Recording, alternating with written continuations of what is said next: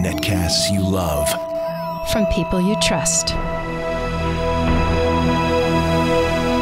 This is Twit. Bandwidth for the Tech Guy is provided by CacheFly. CacheFly.com.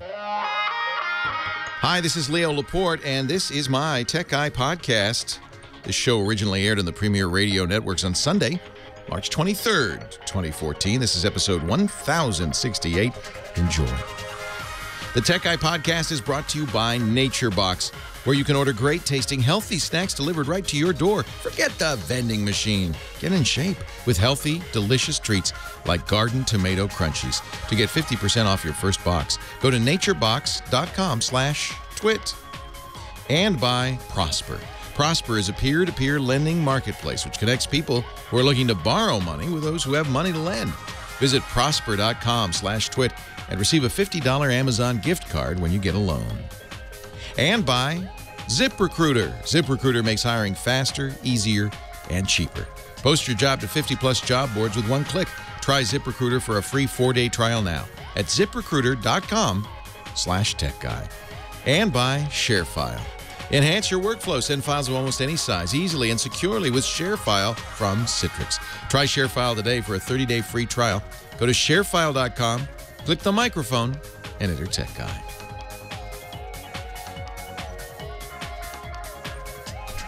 Well, hey, how are you today? The first show of the spring season. Leo Laporte here, the Tech Guy, and Heather Hammond's getting her spring fashion on. Time to talk about computers, the internet. No, we don't talk about fashion, really. Computers, the internet, smartphones, what all the geeks are wearing these days. Home theater, all that jazz. Hey, welcome. Good to see you. Leo Laporte, my name. And I will answer your calls if you have questions or thoughts or comments or suggestions at 888-827-5536. That's toll free. Actually, easier to remember maybe. 8888 Ask Leo. 8888 Ask Leo.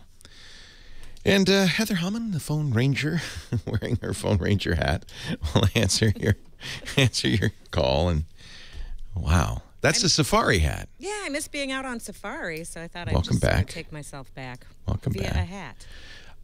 That might be the one. One of the hats comes from is an actual safari hat from Disneyland. Comes from the riverboat ride. One of the, you know those guys, the guides who guide the riverboat rides at Disneyland, and there's a hippo comes up and they go, oh my gosh, and they shoot at him with blanks, and that whole thing, they do the comedy, the shtick. Jungle Cruise, pardon me. Nice. The Jungle Cruise. One of those guys came in here and he brought me a Jungle Cruise hat dipped in the holy waters of Disneyland.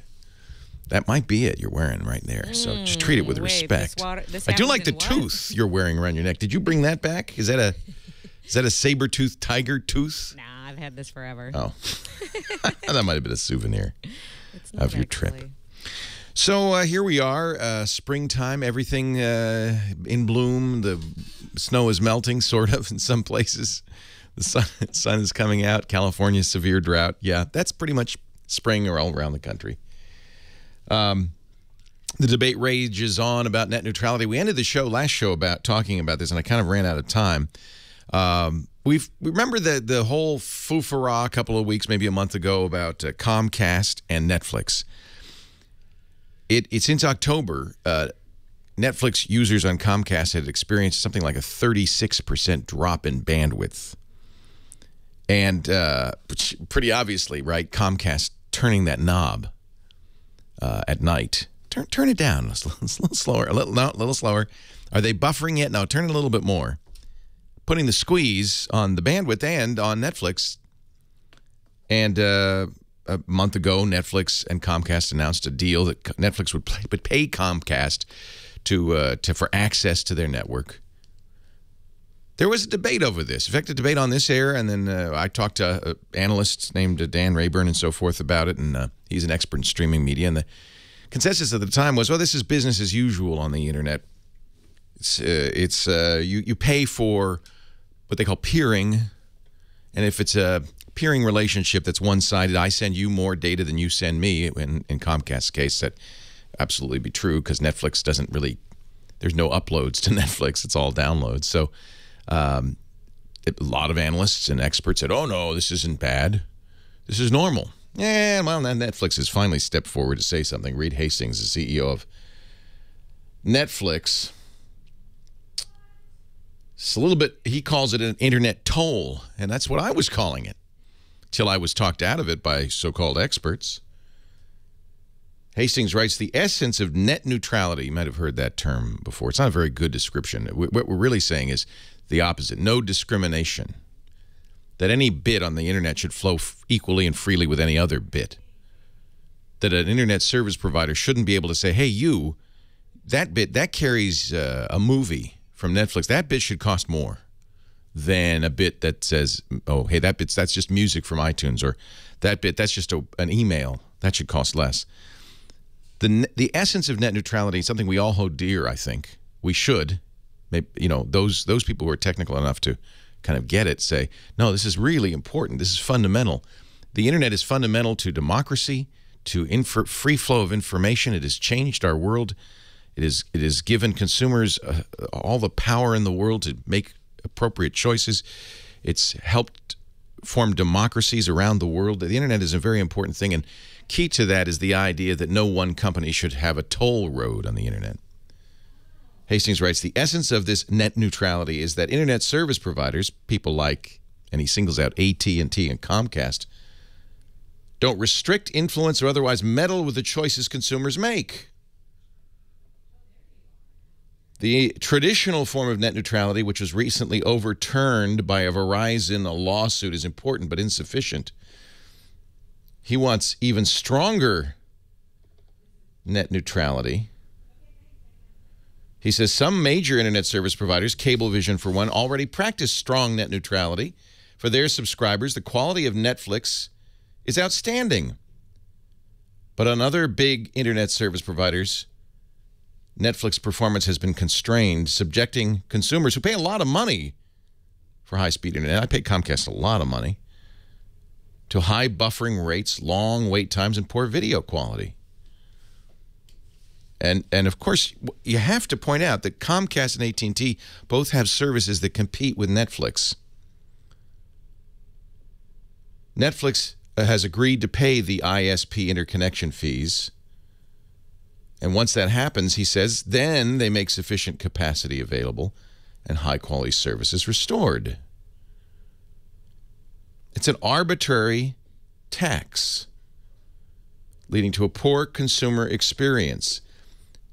He's saying, in other words, we had to pay because our customers demanded it, but you shouldn't support this.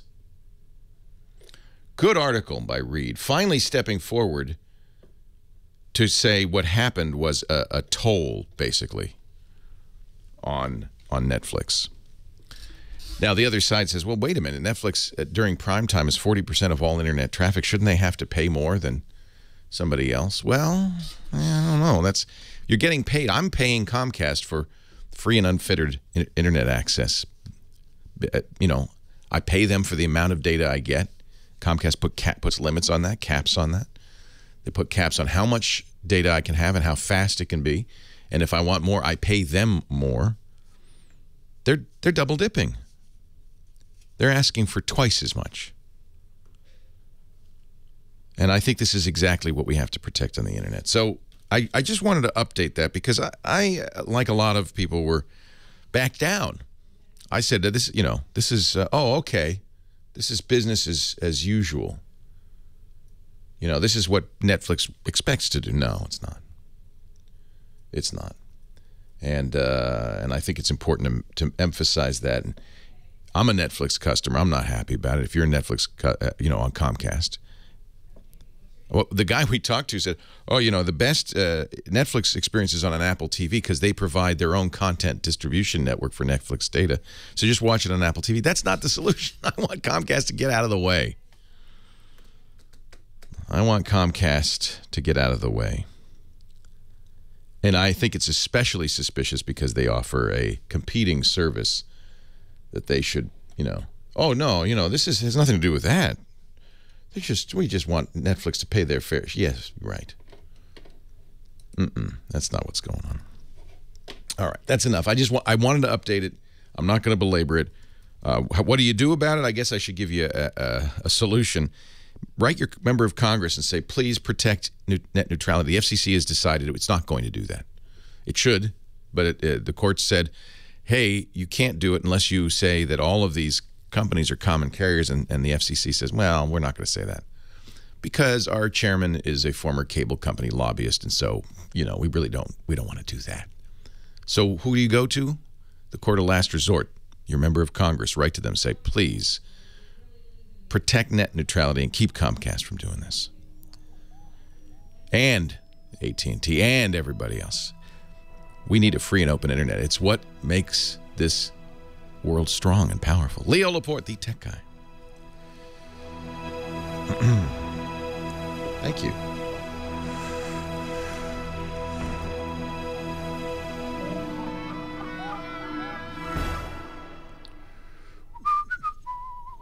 If you're running a small business, you can't operate it. I'll just take a break, have a cup of coffee now. After I got my blood pressure up, all riled up, all messed up. Take a deep breath. Take a deep breath.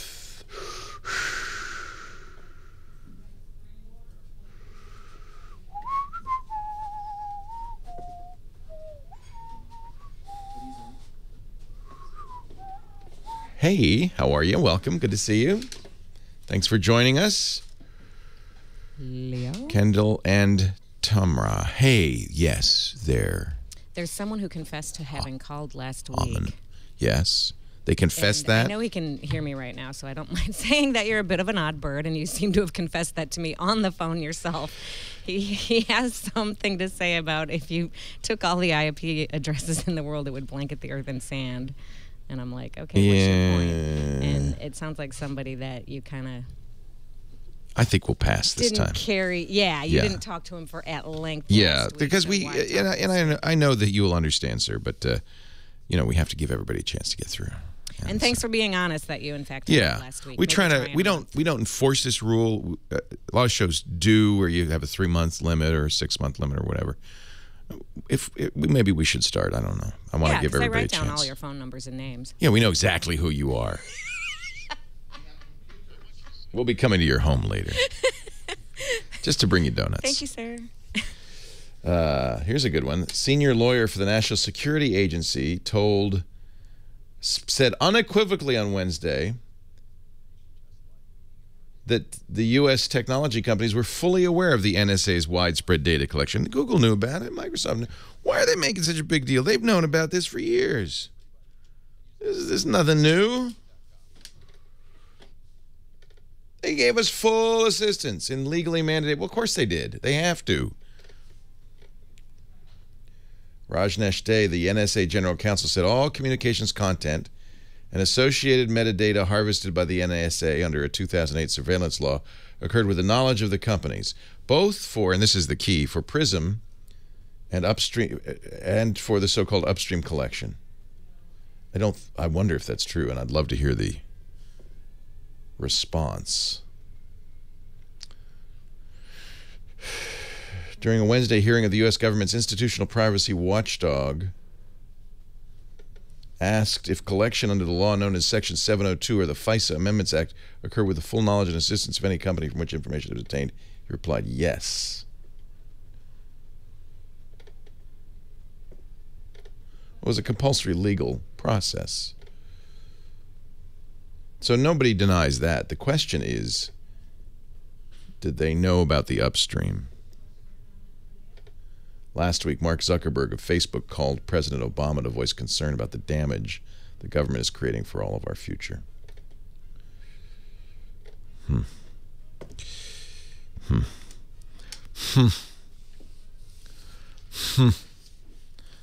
We shall see. We shall see. It's gotten to the point where you don't know who's telling the truth. You can't trust anybody, can you?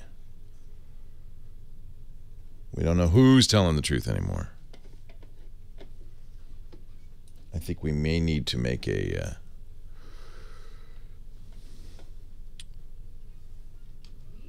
special internet. Free and open internet. It's funny that the NSA is spying on Huawei, and we warned people against Huawei spying on us. I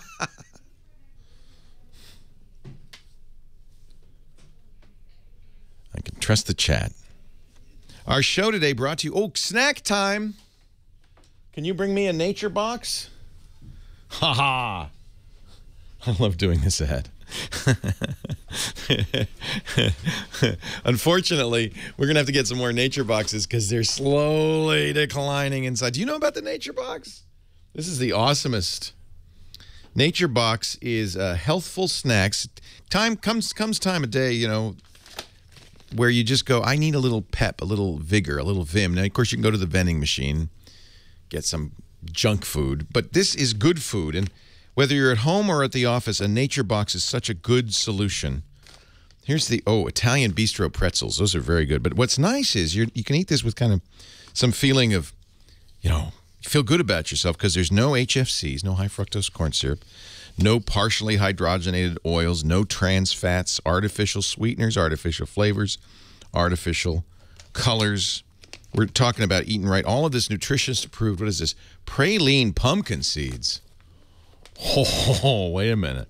Wait a minute. Now, if you go on to naturebox.com/twit, you can put your box together or just get an assortment. Nice to get an assortment because then you know you can see all the different kinds. But if you have certain dietary needs, you want vegan, they've got it. Soy-free, gluten-free, lactose-free, nut-free, non-GMO. You could pick. You can go sweet or savory or spicy. Wow. Come here. You really want these. Pumpkin praline. Oh, my God. Oh, my God. Be right there. They send great tasting snacks right to your door, free shipping anywhere in the U.S. Barbecue kettle kernels, French toast granola, Fuji apples, chili lime pistachios. There's 100 different flavors. What? Chili lime pistachio. Let me see. I think if smoky barbecue peas, I don't know if I have any. This cranberry macaroon granola, quite good. Lemon pucker pistachios. Harvest rice sticks. Here's peppery pistachios. Is that what you wanted? Peppery pistachios, just for you. Thanks. But really, just do me a favor. Try a few praline pumpkin seeds. Okay, that first.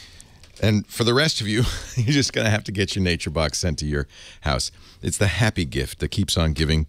Order a 3, 6, or 12-month subscription for that special someone, family, or friend. Isn't that good?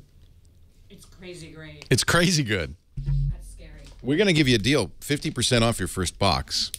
Makes this really affordable compared to the snack in the machine. 50% off your first box, but you got to go to naturebox.com/twit. Stay full. Stay strong. You can have these. You don't want them? Are they too peppery? Oh, yeah, no. No? They say the way to a woman's heart is through a delicious Nature Box snack. Naturebox.com/twit. Try it today. They're good. There's something about pepper and pistachio. They just really... I know it's healthy, but I could get really fat eating those praline things. No. Well, you have to be careful. Okay, let me read you the... I'd like Homer Simpson it, like, gah, gah, gah, gah, gah. Okay. There are 4 servings per container, 16 grams of carb. So it's not bad. That's not bad. 13 sugars. That's not bad. All food's good for you. Gotta eat something. In moderation. Yeah. You know they're in San Carlos. They're just down the road a piece. Oh, nice. Yeah. Nature Box, I love you. I love you. Keeps you strong. Sailor Lion says, I have my own Nature Box. I'm enjoying honey macadamia pretzel pops. Whoa. Wow. Whoa. Nature Box. Leo Laporte, the tech guy. The website, techguylabs.com. Links, show notes, questions, and answers from each show up there, including audio and video from shows after the fact. So you can, if you miss a show, you don't have to miss it. You never have to miss it. 8888 Ask Leo. That's the phone number. 888-827-5536. Let's talk about shiny, happy things now, like gadgets and all that stuff. Enough of this depressing internet neutrality stuff. Heather Hammond, home phone ranger. Who should I kick things off with here? I like to go back to the Chicagoland and talk to Dave in Waukegan. Ah, beautiful Waukegan, where the sun is shining, the birds are singing, and the daffodils and crocuses are peeking their little heads up through the snow-covered ground. Hi, Dave. Hi. You must be talking about a different Waukegan. A little chilly still? A little bit chilly. Hey, you know, March goes in like a lion, comes out like a lamb. A very cold lamb, but lamb nonetheless. What can I do for you? Well, two things. First, I want to thank you for I've been a long-time listener, watching and listening. And I used to be support for 3Com and supported the Home Connect camera. And I would see that logo on your on Tech screensaver. TV way back when, yeah. So I think when we were doing that show from 1998 to 2004, we were really pioneering the idea of doing a video phone calls. We took video phone calls on the show. And in 98, nobody had a camera, so we sent out those 3Com Home Connect cameras. And we called it our NetCam network. And the quality was so poor that we had to have people on the phone because the frame rate on the camera was like 1 frame a second, so at least you could hear them. But I think that really kind of stimulated the notion of video phone calls, and of course Skype came along, and now we do it, and it's routine, and you even see it on the major television networks and everything. Exactly. Well, the reason I called was I wanted to scold you. Okay. I own a Mac Pro. Yes. And at first you said it was too expensive and that it was only for, the extreme user. You own the new Mac Pro, the late 2013, the black cylinder? Yes, I do. Aren't you lucky? And I really disagree. First of all, it's no more expensive than a similar machine from Dell or Lenovo. They make E5 1620 servers. I agree. In fact, in many cases, it's less expensive. Yes. So I don't think that's a reasonable. But I don't think people should go out and buy that either, unless they know unless they know they need it, is my point. Well, and this idea that there are only these few kind of limited applications, if you're a person who wants to have a machine for a very long time and you want the latest technologies. Well, I might disagree with you on that, too. The Mac Pro, now, by the way, I own one, too, and I love it. Although I'm continuing to have problems with it. I guess I have to call Apple on Monday. It seems to. Does yours shut down at random times? Never. Yeah, I think I have a lemon. But having said that, they start at $3,000, and that, by the way, does not include a monitor, a mouse, or a keyboard. That's just the computer. And you're right. If you were to spec a similar computer from anybody else, it would cost as much or more. In fact, I think you're getting a very good deal because of the video cards in this thing. But is it the latest, greatest technology? No. The Xeon E5, as great as it is, and is the latest in workstation processors, is not as capable in many cases, in many ways, as the Haswell processors, the 4th generation core processors Intel makes for consumers. It's just a different beast. It's like saying, hey, everybody should have a Land Rover. No, I mean, there's reasons you might want to have one because they look cool on the highway, but really, off-roading is a specialty, and I think the Mac Pro is a specialty computer, and that price is a lot more. And by the way, when you use that Mac Pro, I guarantee you will not see more speed than you would on a comparable iMac for half the price on the things you do normally. Browsing, word processing, email. It's only when you do stuff that really drives that workstation processor that you need the speed. Do you disagree? Well, there are times when you want to do multiple things simultaneously, which is what I do. I'll be transcoding, ripping, watching TV, on the Mac Pro. How much RAM did you put in that sucker? Just the normal 16. Actually, 12's normal, but 16 is one extra, yeah. Yeah, the one extra. Yeah. And a 500 gig SSD. Yeah. Nice. Hey, believe me, it's a fast computer. But I wonder if you sat down side by side with not even a high-end, an average iMac and a Mac Pro, for the things most people do, that's going to be just fine. So if you can afford to spend $3,000 on a computer, go ahead, be my guest. I bought one. I mean, I kind of had to because I had to have this opinion. I had to know what the difference is. But in fact, we were going to do this. In fact, John, let's do this. We were going to sit down, and I was going to do a blind A/B comparison. Just, using the Mac Pro side by side with we'd have to use a mini because we'd have to I could tell it's an iMac because the screen. Oh, it could be a second monitor on a Mac. Okay, we'll figure out a way to do this. It could even be a Mac Mini. I bet you with 90% of the stuff one does, you wouldn't know a difference. Now, if you do Photoshop or Final Cut, if you're rendering. Now, he made an interesting point. He said, well, I do a lot of things at once. Now, the base model, the $3,000 one I'm talking about, has 4 processors. It's quad core. So each of those processors at 3.7 gigahertz can be devoted to full-time if you wish, although the way modern computers work, it doesn't need to be. But let's say, you're doing 4 really heavy-duty things. An iMac, let's say the 27-inch 3.2 gigahertz iMac, quad core, 4 processors. $17.99. So a little more than half the price. Still has 4 processors. Now the question is, can you tell the difference between 3.2 gigahertz and 3.7 gigahertz? And I would say no, not to the unaided eye. You look at benchmark results, you look at numbers, sure, but so I guess the reason I say this, and point taken, Dave, but the reason I say this is I don't want people to look at specs, benchmarks, numbers, graphs on these review sites and say, well, that bar is a little bit longer than that bar. I should get that one. What you really have to understand is how much more you're paying for how much performance, and you're not going to see the difference. In fact, I would submit that almost any computer you could buy today is as fast as you need it to be for the things most people do: email, word processing, spreadsheets, surfing the net. It's only when you get to specialty applications, you're doing Photoshop, where you're modifying pictures, and even then you won't notice a big difference unless the pictures are extremely large, and then more memory would probably be a bigger asset than a faster processor. It's very hard to assess this just looking at the numbers. And I'll tell you, the point that you're making that is very good, Dave, is that Apple is not overcharging for this Mac Pro. I think when we first saw it, we thought, oh, man, how much is that going to cost?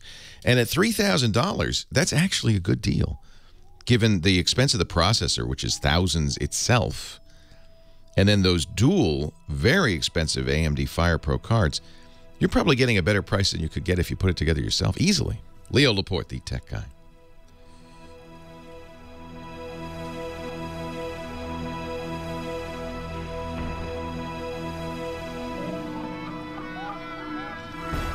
Now, he says he got a 500 gig hard drive. So, and he got 16 gigs of RAM. So let's just fix that up here. 16 gigs of RAM, that's an extra $100, and the 500 gig hard drive, that's an extra $300. Presuming you didn't do any other upgrades, we're talking $33.99, $3,400. That's pretty pricey, and you don't include a monitor on that. The monitor you're going to want to use, the Apple 27-inch Thunderbolt display, is what's it, $1,000? So we're talking $4,000 plus keyboard and mouse. So we're talking $4,500. And the question is on that, would you notice a difference between that and a top of the line? Let's do a top of the line iMac. $2,000 iMac. I don't think so. But if you can afford it, get it. I mean, my main computer is that Mac Pro. I think it's pretty. Pretty. But I'll tell you what, maybe this is the best. I go back and forth between that and a relatively slow MacBook Air, which I carry around. I don't carry the MacBook Pro around the house, obviously, but when I'm moving around, I have a MacBook Air. I'm sitting at the breakfast table or watching TV or whatever. I don't say, oh, man, this is slow. I wish I could get back to my Mac Pro. I do not notice a difference. Oh, and let's not forget the $1,200 Thunderbolt 2 external hard drive I added to I did everything I could to make this thing faster, and it's, my MacBook Air is unperceptibly slower. I never sit at the MacBook Air saying, gosh, I noticed this difference. I don't. And I go back and forth. At Eden, my Mac Pro, I'm a little disappointed. I don't know. It's spontaneously shutting down. I'll leave it on, and then when I come back to it, it's shut down. Like it's on right now, and if I come back, it'll probably be shut down. Now, I don't know what's crashing it, but I have to look and see. I have to look at the logs. I have to send them off to Apple. There is a diagnostic log every time that happens. So I'm using the Apple RAM. Maybe I'll put the other world computing RAM back in. Yeah, I mean, it's a use case. I mean, I guess if I were doing, you know, humans don't multitask that well. I don't know what it is that you need to do that you're faster than the computer. It's not a heating issue because it's not, boy, it's not hot. It's just sitting there, too. Yeah, I don't know if Kaku has been rescheduled. I don't know what the deal is on that. Yeah, it could be. I don't know what's going on. It does get. I do get when I power it back up. It says your Mac Pro was shut down in anger. Would you like to send a diagnostic report? What I can't remember what it says. Your Mac Pro was shut down suddenly and with what do they call extreme prejudice? Yeah. I think I got a lemon.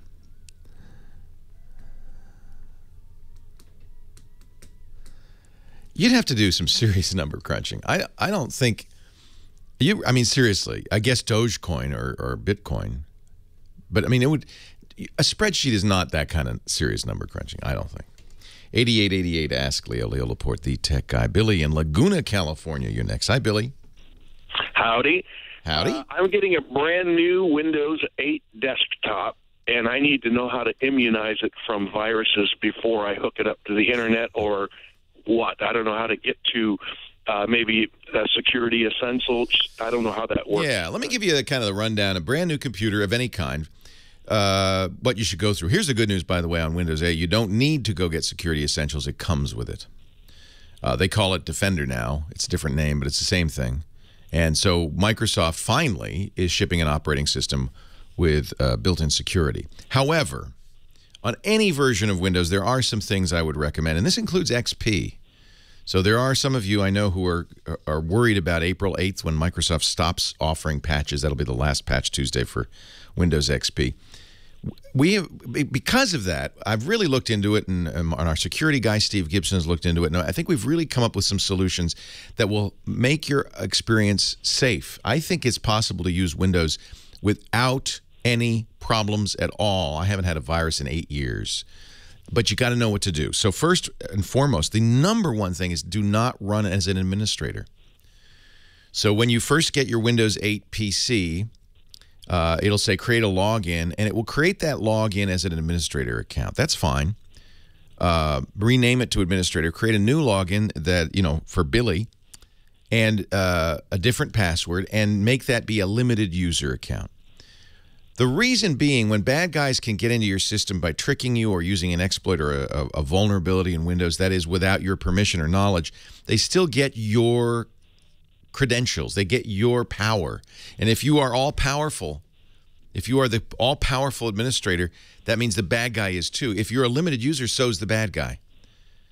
So that's number one. And that, according to a recent study, they looked at all the critical flaws in Windows in 2013 from all of last year.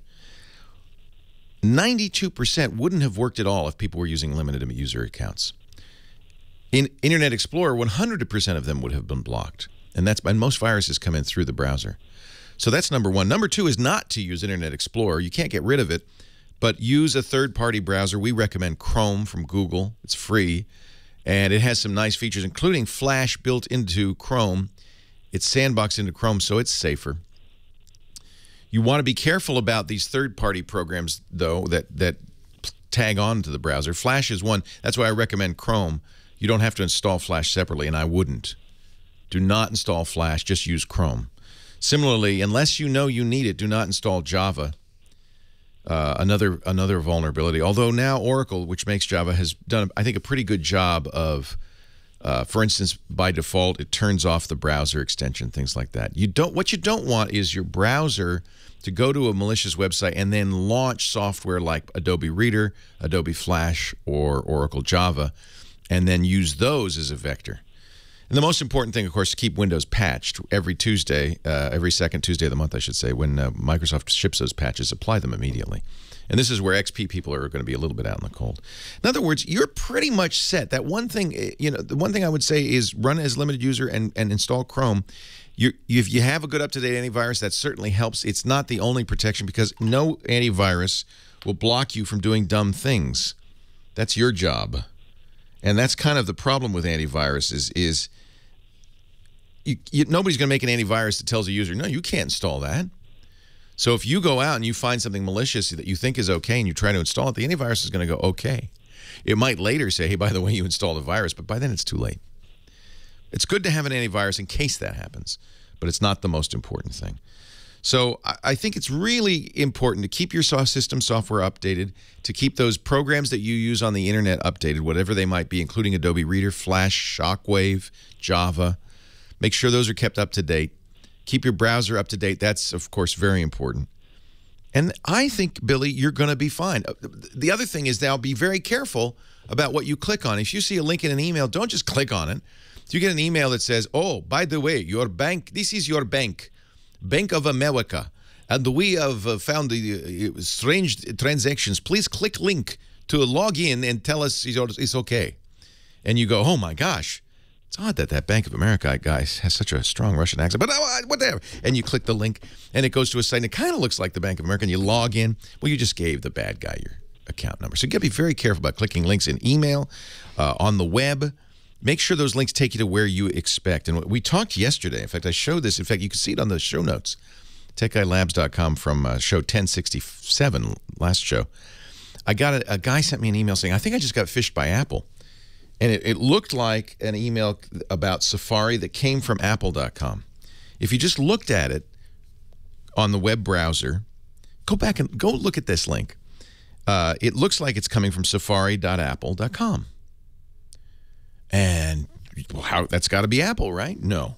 Because if you look more closely, you'll see it's safari.apple.com-offers.in. So the dash fools your eye, makes you think, well, that's the end, right? It's not. The actual URL is com-offers, not apple.com. And I know it's a little confusing, but boy, when you go look at the webpage, another great place to go to see, they call this phishing with a PH, to see phishing emails so you get a sense of what they might look like, is phishing.org. P-H-I-S-H-I-N-G, phishing.org. This is a task force created by people who are fighting these kind of phishing emails, and they have a great library of phishing scams. And if you go look at these email scams and you see them, you realize how tricksy these guys are. They really make it look real. So I would, you know, take a look at, actually, it's not phishing.org, it's anti. I'm on the wrong one. See, that's another way people phish you. They make sites that seem like it, and then the tech guy gives you the wrong site. I think it's the Anti-Phishing Working Group. Let me just check this before I give this out. Wow. Yeah, antiphishing.org. Wow, I sent you the wrong site. Antiphishing.org. And this is created by companies like Microsoft and other WebSense and other people. And they have a great library of phishing emails, which if you take a look at it, can really tell you something. I really enjoy that. It really lets you know they look real. They look like they came from your bank or Twitter. I almost got phished last year. Got an email that looked like it was from Twitter. Said that we've seen some unauthorized usage of your account. Please log in and verify this. And I clicked the link in the email. Always a mistake because email can hide that link. It looked like it was twitter.com.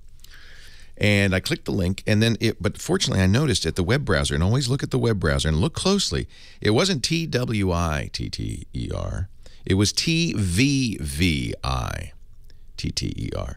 But the double V's looked just like a W. So if you didn't look closely, you might think, oh, that must be real, and give them your Twitter login.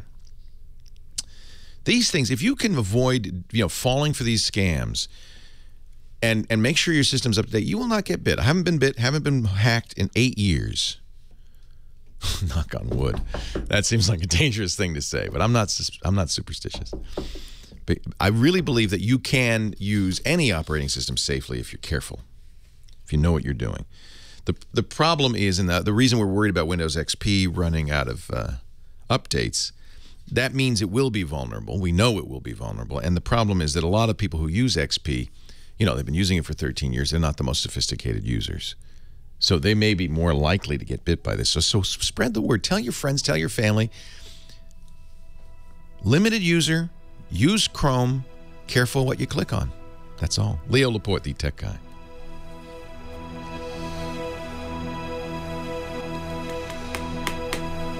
I think this is the right site. They used to have this library, and I'm sure this is the right site. Where's the library? Maybe they decided not to. Maybe they decided not to put the library up anymore because it was giving people ideas.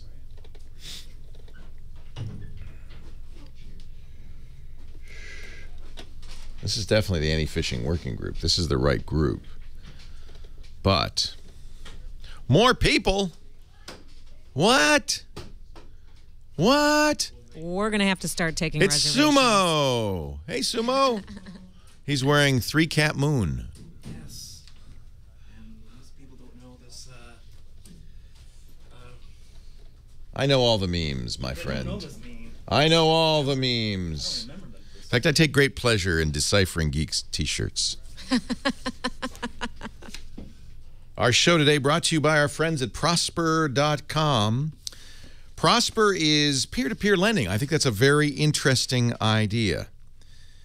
A marketplace which connects people who are looking to borrow money with those who have money to lend. You could visit Prosper.com/twit, find out all about it. And when you get a loan, get a $50 Amazon gift card.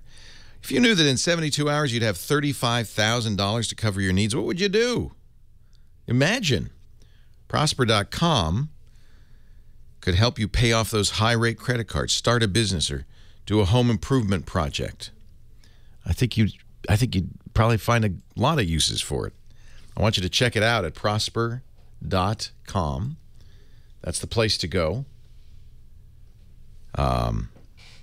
You can get an easy online application, provide a few details, see a rate online almost instantly.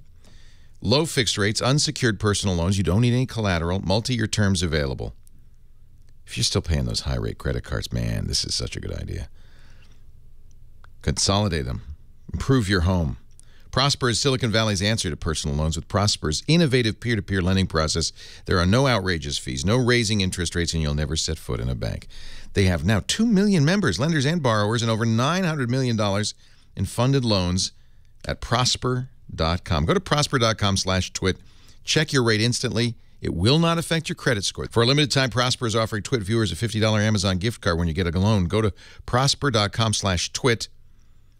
That's a special site for our viewers, up to $35,000 in 3 days, and get a $50 Amazon gift card when you get a loan. Prosper.com, not affiliated with Amazon. For gift card details, visit Prosper.com/twit. And we thank Prosper for their support of the Tech Guy Show. Prosper.com. Very cool.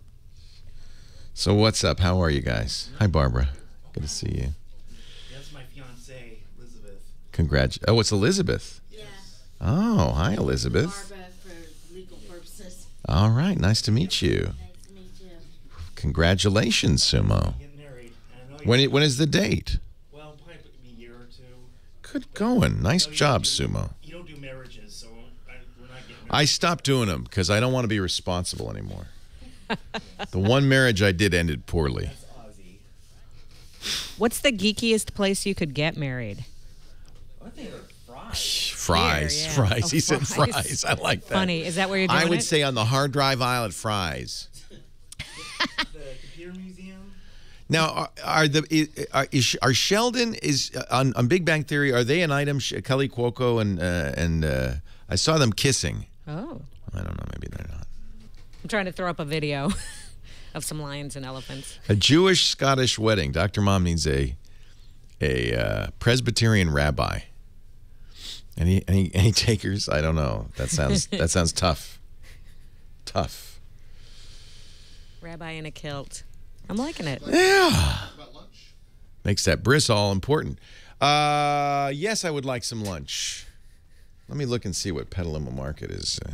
What do they have today? Yesterday I got some slamming pasta from there. Oh my God. You got the macaroni and cheese? No. No. They had carbonara. What? Much more lofty. What? I love carbonara. Yeah. Damn. Dang. The peas were very fresh and crisp and crunchy. Oh, just the way sounds you like. good. Well, now it's cream of mushroom soup. I would like the half chicken chili. Medium chicken chili, yeah.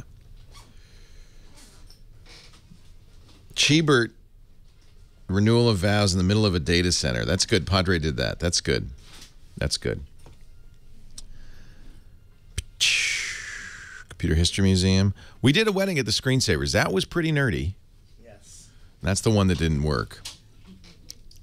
I wonder if I could find that.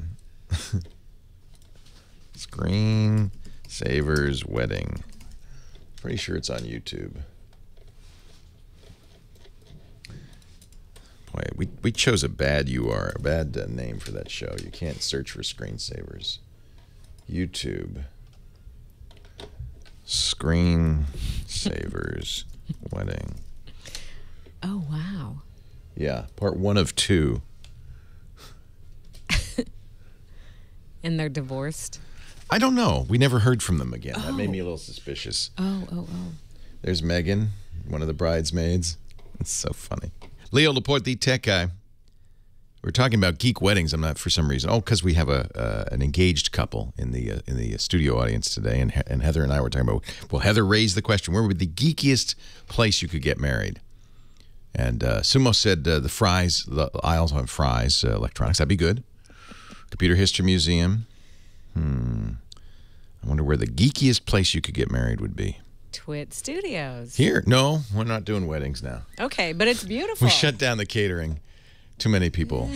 Oh my God, yeah, you could. Oh, Petaluma Market Cater. I'm getting married here. You can get married here. That's different. I got special, you're in house.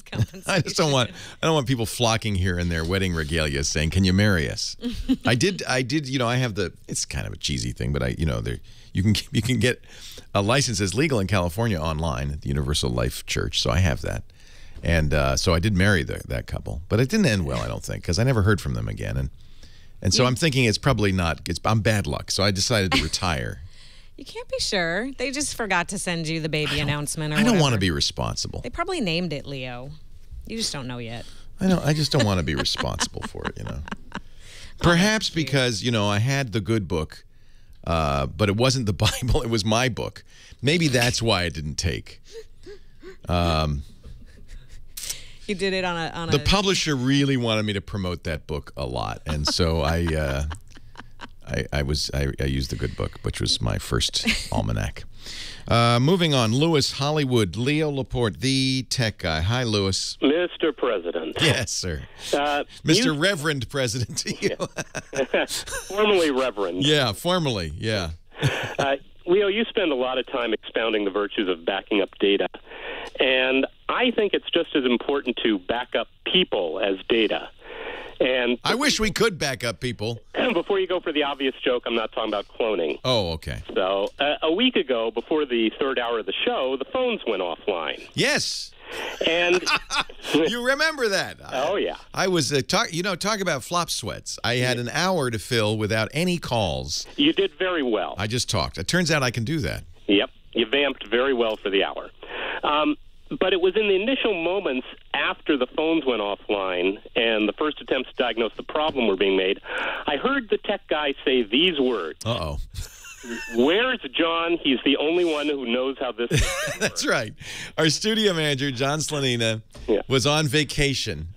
And as far as I know, John's the only one who knows how anything works in here. I used to know. When we first started, I set it all up with my own hands and knew how everything worked. But, boy, we've come a long way since then. And beyond being this humor at your expense, Thank you. I think it's what we call a teaching moment, Leo, and that is that any organization, I've had some experience with this, any organization beyond a certain size that depends on IT personnel needs to have at least more than one member who understands certain systems. Yes. Now, you don't have to have two people that understand everything. No, but I agree. Redundancy. Yeah, you have to have redundancy in your IT team. Brilliant. Can somebody listen to this guy? Lewis knows what. You know what we have, Lewis? Actually, this is kind of in response to that. We created something we call Rosie, the repository of standard information or something. I can't remember what ROSIE stands for. All of our internal software has code names from the Jetsons, which means that they're all what we call retronyms.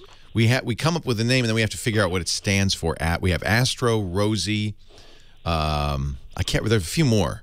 Anyway, Rosie, the idea is it's a wiki, and everybody who works here is supposed to document their processes on the wiki. Good luck. Right? Yeah. Good luck getting them to do that. Calling back to the last conversation, it's a Bible for the operations of the studio. Yeah. TV shows have something they actually call the Bible. Exactly. That tells you everything, what a character's background is, everything you need to know, how they dress, what they look like. We need a Bible for operating the brick house. But you know what happens, and I think this happens all the time, in real life, in business, in everywhere, is you're so focused on just getting the thing up and running that who has time to write it down? We're running. And how long has the brick house been running?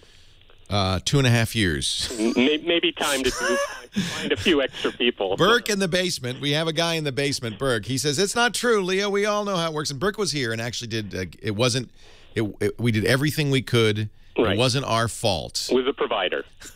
Burke says, I will respond offline. Burke, we're just teasing you. He's just teasing me. I know. We have a very good staff. You know what's interesting about what we've done here is nobody's ever really done what we're doing, which is an internet television and radio station, and so we had to make up a lot of stuff. We brought in real TV studio engineers and stuff, but we found that they were great for teaching us how to crimp wires, but we ended up having to solve a lot of these problems ourselves because this had been the first time anybody had done it. Exactly. Yeah. Yeah, you're the groundbreaker. Yeah, which is great. I love that. But then occasionally things go wrong. People sometimes say, "You're the tech guy. Why do you have so many technical issues?" That's life as the tech guy. That's right. More problems because you use technology more. Yeah. That's my job. I break it so you don't have to. Anyway, thank you, Lewis. Thanks, Leo. Nice to talk to you again. 8888 ask Leo. That's the phone number if you want to give me a hard time or ask a question or anything like that. Hey, Earl, AA70G. Is that a ham call sign? Yeah, it's AA7EG. How you doing, Leo? Nice to talk to you. W6TWT. Great to hear from you. Yeah. Yeah, you normally get to listen to you when I'm at work via your podcast, but I had to make a special arrangement today to call in because I've got a question about doing photo editing. Okay. I just took a photo trip and was flying back and noticed here are all these people with these nice little itty bitty long-lasting battery laptops from Apple. Yeah. And I couldn't do anything because I've got this older HP computer that the battery lasts maybe an hour. Yeah, that's no good. You know, in fact, the one I use, the 13-inch MacBook Air, has 13 hours of battery life. 13 hours? Yeah. Wow.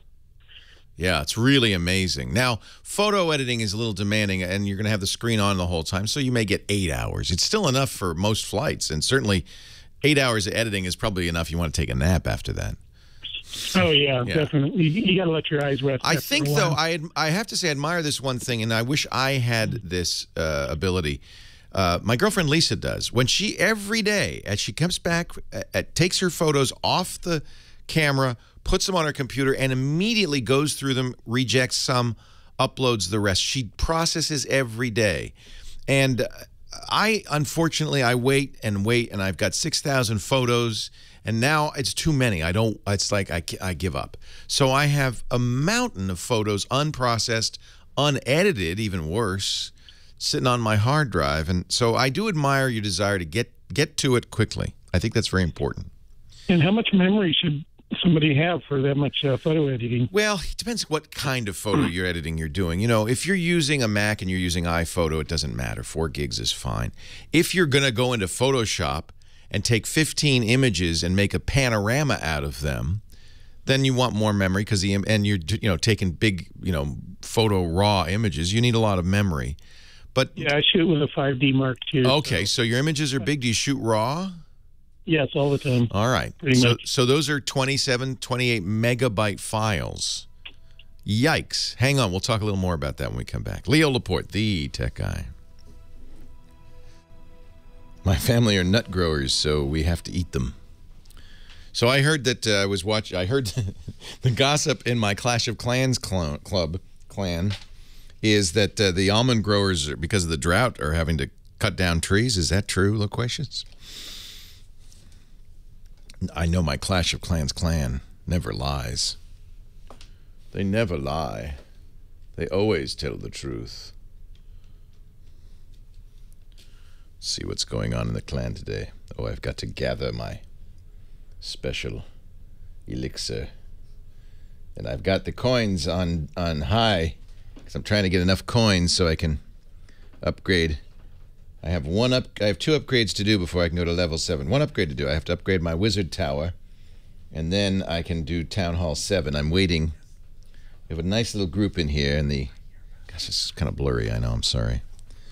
It's because I'm too close to the camera here. Is camera autofocus? Say hello. Hello, Dreamscapes. Califigian.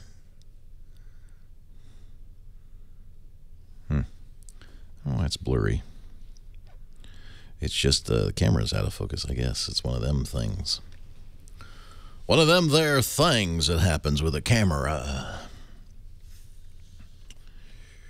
I'm a bad Clash of Clanner. I'm just sitting here defending. I don't do much attacking.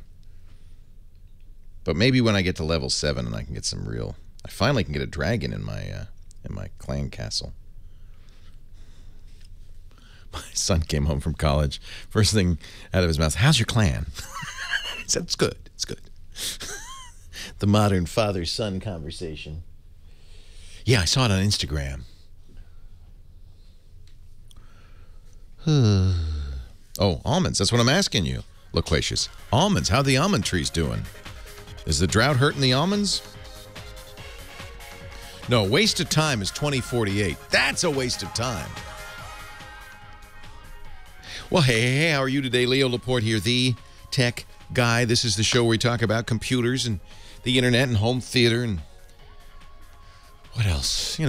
Digital photography. Our guru of digital photography, Chris Marquardt, joins us at 33 1/3 after the hour.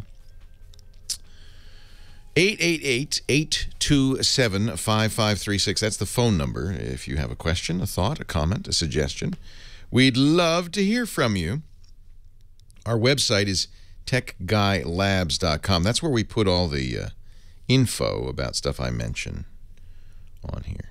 techguylabs.com. We got audio from the show and video after the fact. James DeRuvo's writing as I speak, so we get those links up as quickly as possible for you. And then Josh Windish from my office comes in and adds more content. But the other thing you can do, if you want to join the team Tech Guy, is comment, add to those questions. Be great, if you say, hey, Leo, I have a better way, or I thought about something else, or have you seen, if you did that, or you thought that, just go to the website, and there's the way we do it is each show has a page, and then each question and answer pair have a page too, and you can go right to that page and say, answer that question. So we appreciate it. We'd love it if you let us know, if there's a better way. 8888. Ask Leo. That's the phone number. Jeff is in Newport Beach. Hello, Jeff. Leo Laporte, the tech guy. Hi, how are you, Leo? I'm great. How are you? Excellent. So I bought a Dell XPS 15 state-of-the-art kind of ultrabook. It's very expensive.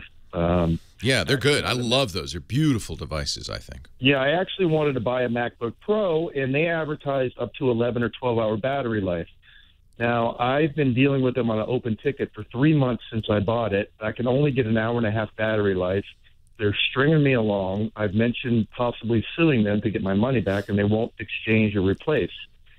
They told me that the computer was made for gamers and not for business users, and I can only get an hour and a half battery life. So, in fact, I have a mobile desktop versus an Ultrabook. Right. What I would look at is on that ad where you saw the longer battery life, the little fudge words at the bottom, the asterisk that said, the truth is battery life is very different for everybody because everybody uses it differently. Some companies overestimate battery life by a significant factor. Apple's pretty good. When Apple says, 8-hour battery life, you're in there. You might be 7, but remember, it all depends on how you use it. If you use it in ways that use the battery heavily, it's going to run out. An hour and a half seems low, but that on a desktop replacement, that's kind of not unusual. I admit that's unusable in terms of being portable. But I think you could sue them all you want. You're not going to win. I think you want to look at those fudge words.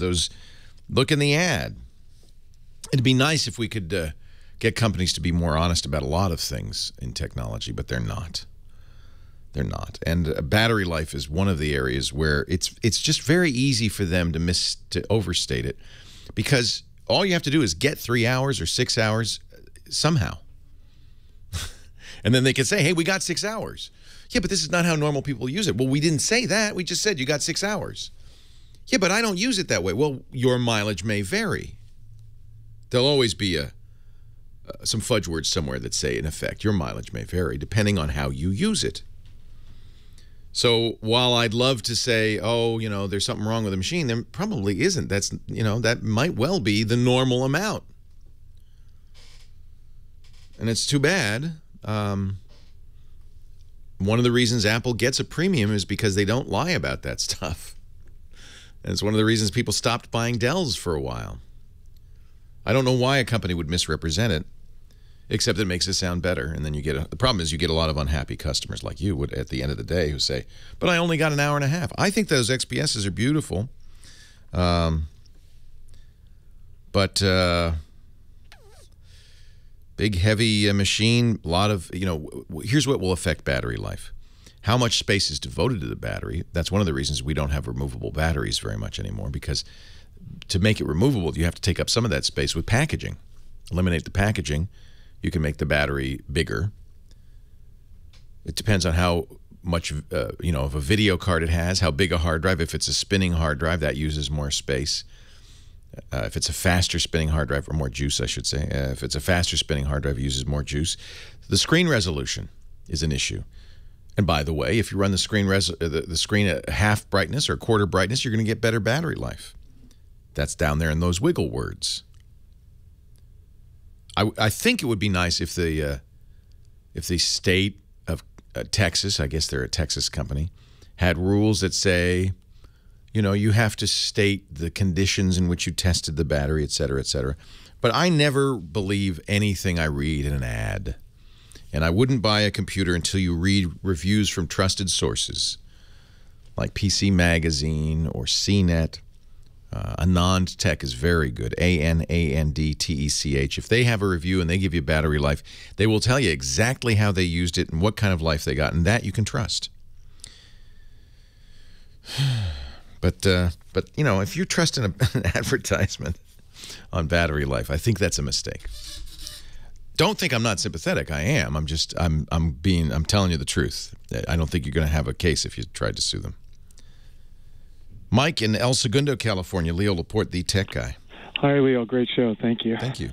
You're welcome. I want to warn all your listeners about these local governments, like city taxes, like here in El Segundo, they put in the ballot that they disguise internet, cable TV, satellite taxes, cell phone taxes as a generic utility user tax or as a, quote, modernization of the telephone tax, unquote.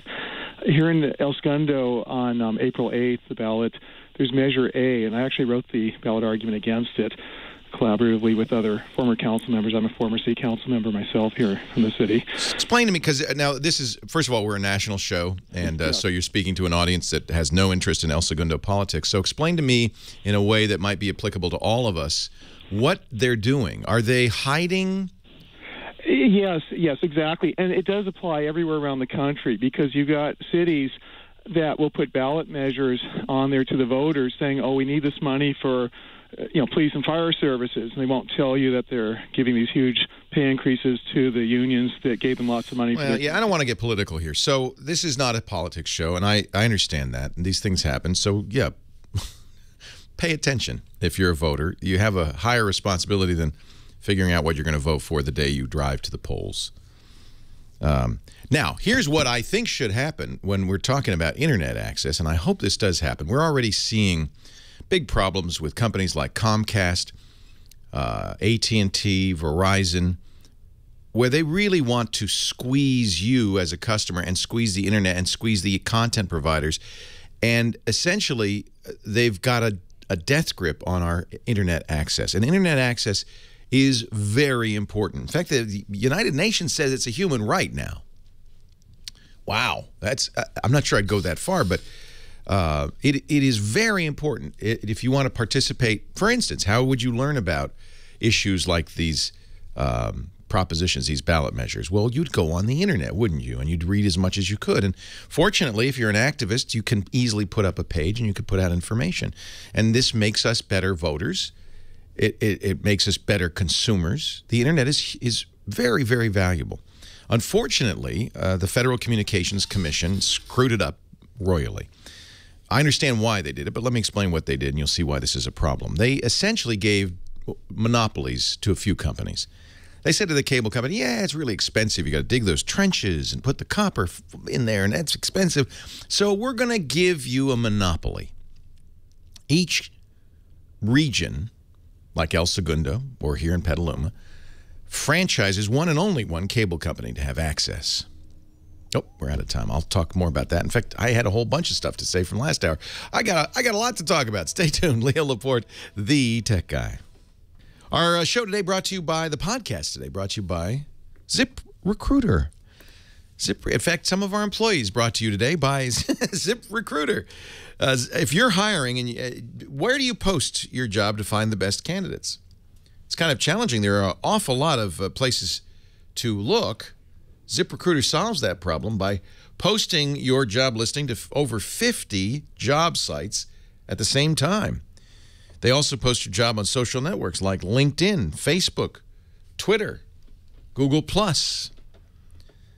It's a great way to fill that position fast. ZipRecruiter.com/tech guy to find out more. ZipRecruiter will, of course, make your company logo, make your page look like your company's page with your logo, your colors. Your job pages will become an extension of your business. You can add unlimited users to your account, create an instant job page on your website, even create a company careers page to use as a careers link. You post it once, and you watch those candidates roll in to ZipRecruiter's easy-to-use interface. They'll, in fact, automatically highlight the best candidates. You screen them, rate them, and hire the right person fast. We use ZipRecruiter, and we're thrilled with the results. I want you to try it right now for free for 4 days. Go to ZipRecruiter.com/TECHGUY. ZipRecruiter.com/tech guy. It'll say, welcome, tech guy listeners. Special offer. Post jobs free. Yeah, that's it. Try ZipRecruiter and find out why they've been used by over 100,000 businesses, including ours. Right now, our listeners could try ZipRecruiter for free for 4 days by going to ZipRecruiter.com/tech guy. ZipRecruiter.com/tech guy. Oh, we know the You've Got Mail guy. Big deal. He tracked him down. I actually bought, what is his name, Durwood, Elwood? I bought from him, You've Got Mail, you twit. I wish I could find it. I don't know where I put it. This is old. This guy's well known. He had a website for a long time where you could buy him saying, You've got mail, whoever you are. It's funny how they make a big deal. We've tracked him down. He has a website.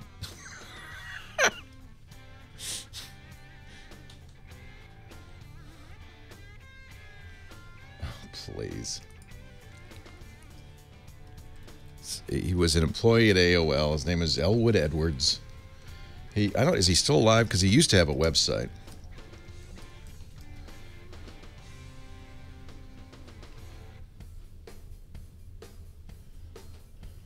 Yeah, 64. And you could order, I guess he doesn't do that now. You could order his, wish I could find this. Leo Laporte, the tech guy. 88.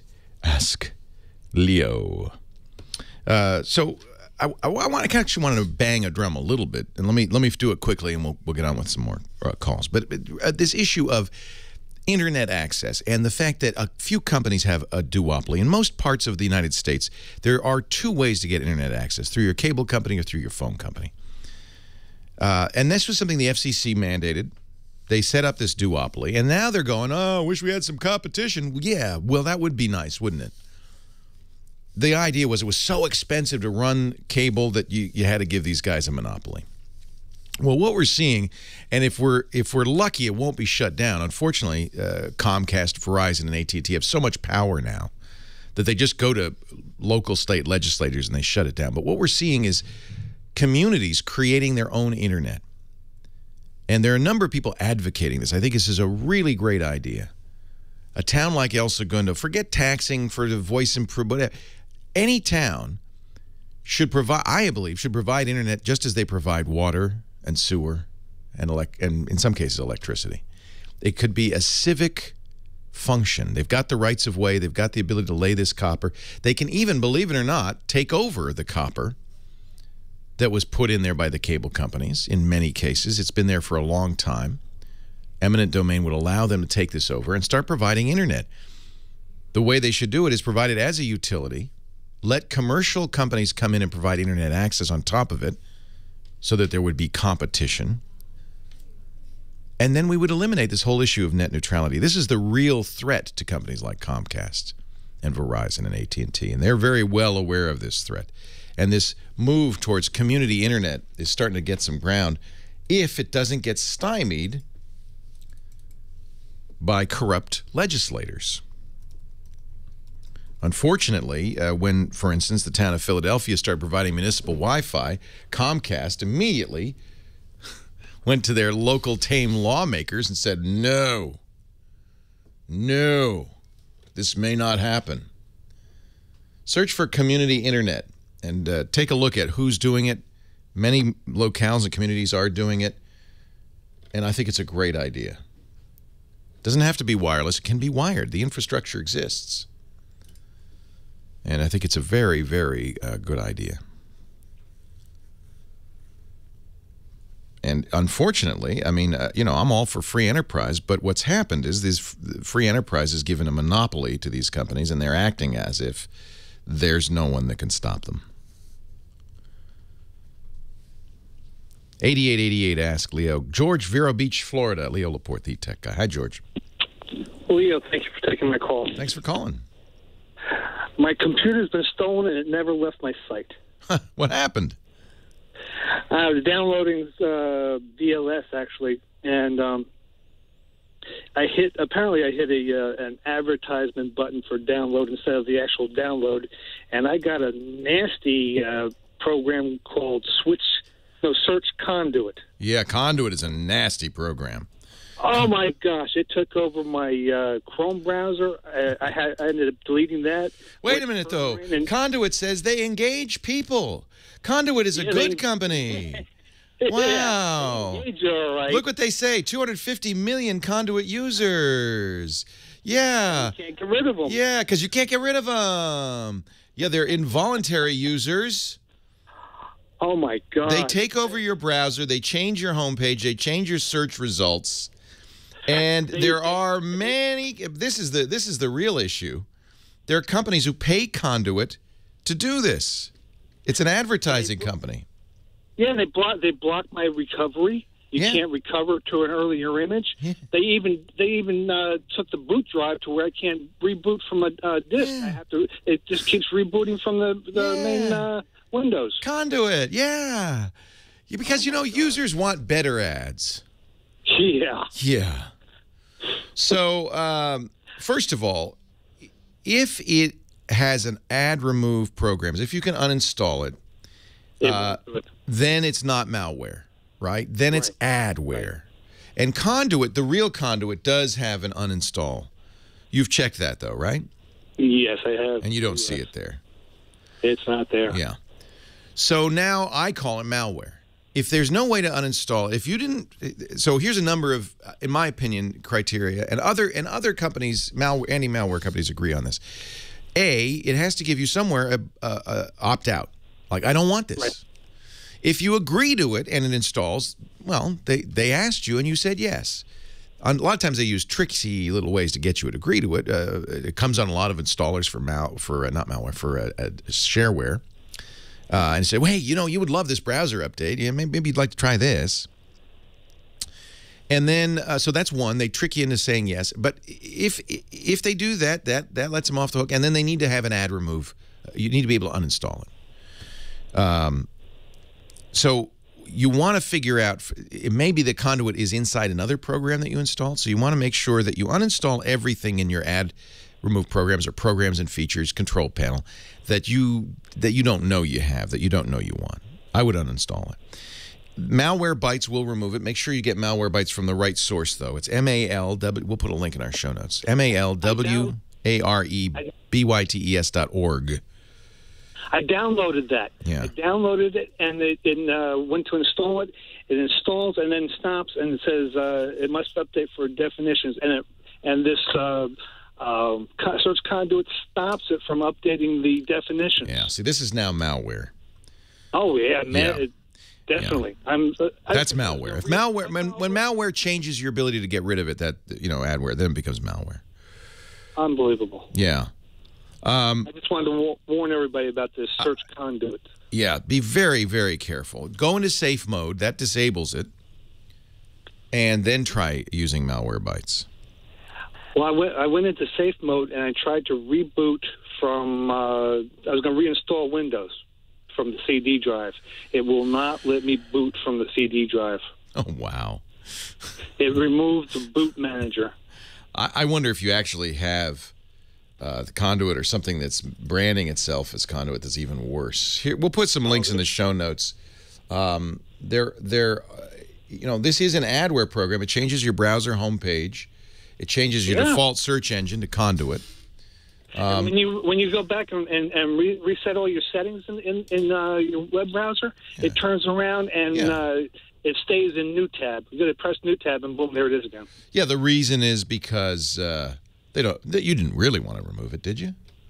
So you should have an entry in your programs and features or your ad remove programs for something that is Conduit. It may not be called Conduit. It may be called something else. I'm going to put a link in the show notes to malwaretips.com that has some links that might help you figure out what it is. If you run as administrator, this can happen to you. If you run as a limited user, it cannot. This would be blocked by limited user. You would have to go enter your password, your administrator password, to install it. So what can I say? Nasty. But again, there are ways to stay away from this stuff. Leo Laporte, the tech guy. Hey, Chris. Oh, how are you? When Lisa gets here, would you bring her in? How are you? I'm doing just fine. Good. Spent a weekend teaching photography, so I'm staying in the swing of things. No time for a haircut. That's for sure. I'm sorry. I'm sounding like Sound like your father. I'm working on that. Yeah. Go get a haircut. No, I'm actually working on it. I need the long hair. I need one. Well, just the way it is. I'm too busy,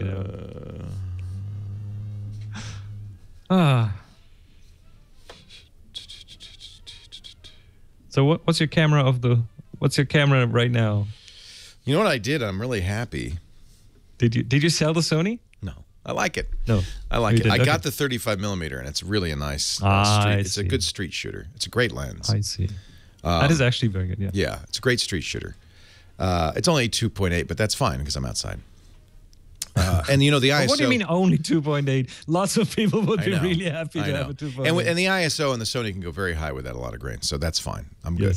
Yes. And then, but I went to Really Right Stuff because you know I have a nice Gitzo tripod, but one of the feet fell off, and you know so I got new feet, and then I thought, you know, I really should have a head because I've just been screwing the camera onto the thread there, which is stupid. No, you can't move it then. Yeah. Yeah, so I went to Really Right Stuff, and I got a nice ball head. And then what's nice about Really Right Stuff, I got the quick release, is they have mounting plates for all the cameras. So I got mounting plates for all my cameras. So now I just snap it right on. It's awesome. That's cool. Yeah. Well, as long as you take the tripod with you, that's good then. Well, I thought If you maybe I'll don't- do more tripod shooting now. All right.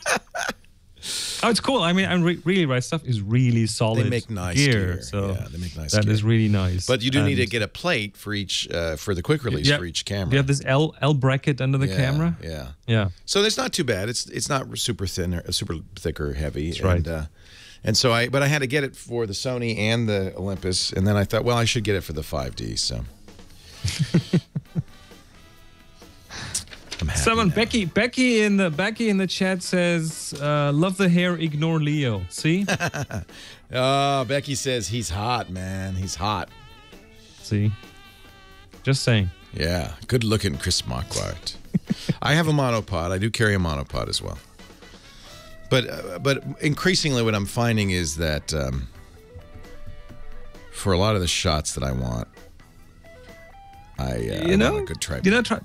Tripod. You don't really need tripods because of all the sensitivity in the cameras. But Right. there's one reason why tripods are really cool, and that is for having the camera remember what you thought last. You know, you put the camera, you compose, and then you can walk away. You can Right. think about the shot, and the camera still has the shot because it's still pointing the Well, exact that's a same good direction. idea. That's a good point.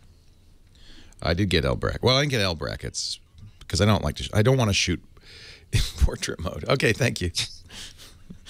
Trying to get out of that habit. Chris Marquardt knows that, as every photographer does. Backup is everything when you take that extra special picture. Hi, Chris. Hi, Leo. How are you? Our photo guy, Chris Marquardt, professional photographer, digital myth buster. We were talking, and I ran out of time, and I didn't get back to him, so I want to do it now with you a little bit about laptops for processing your photos. Our caller said, I see all these people on the plane, they're working on their photos. Do you do that? Do you work on your photo on the plane on the way home? Sure. Yeah. Sure. I like to make good use of my time. So I travel with a laptop. I have actually, to be honest, just a small, tiny 11-inch MacBook Air. A lot of And people I know do, including Alex Lindsay, because you could fit it on a tray table. It fits everywhere. It fits everywhere. It fits on your lap. You don't have to arrange with the seat in front of you, even if it's leaning back. So that does work for me. And from a power point of view, it's an i7. It's got 8 gigabytes of RAM. It works just fine. It might take a bit longer to render some of the shots because the CPU isn't super hot, but it's good enough. And now, then the second part of this, and I highly recommend it, is Chris's book. 1,000 photos? It's 1 hour, 1,000 pics. Yeah. And it's a workflow to kind of help you get through pictures very quickly. And the interesting thing is I put this to use last, 3 weeks ago when I was in Iceland. And every evening after being out shooting, I actually managed to get my pictures down to the few that were really good from that day. So I pretty much, at the end of every day, I was done with working on my pictures, and that ended up being the right thing. So I would highly recommend to get a workflow down to kind of work on the structure, how you go through your pictures, and then you will pretty much any halfway decent laptop will do. So I wouldn't really buy a super big and strong laptop for that. It's a lot of it is just the discipline of doing this on a regular basis, and I've got to do that. Where do you put your pictures on Flickr? I put pictures on Flickr. I have a little portfolio website that's at photography.chrismarquardt.com, where I kind of put the ones that I'm especially proud of. I have this kind of a tiered structure. So my photography website is kind of the best ones, and then Flickr are, I like them a lot. I'm very proud to show them.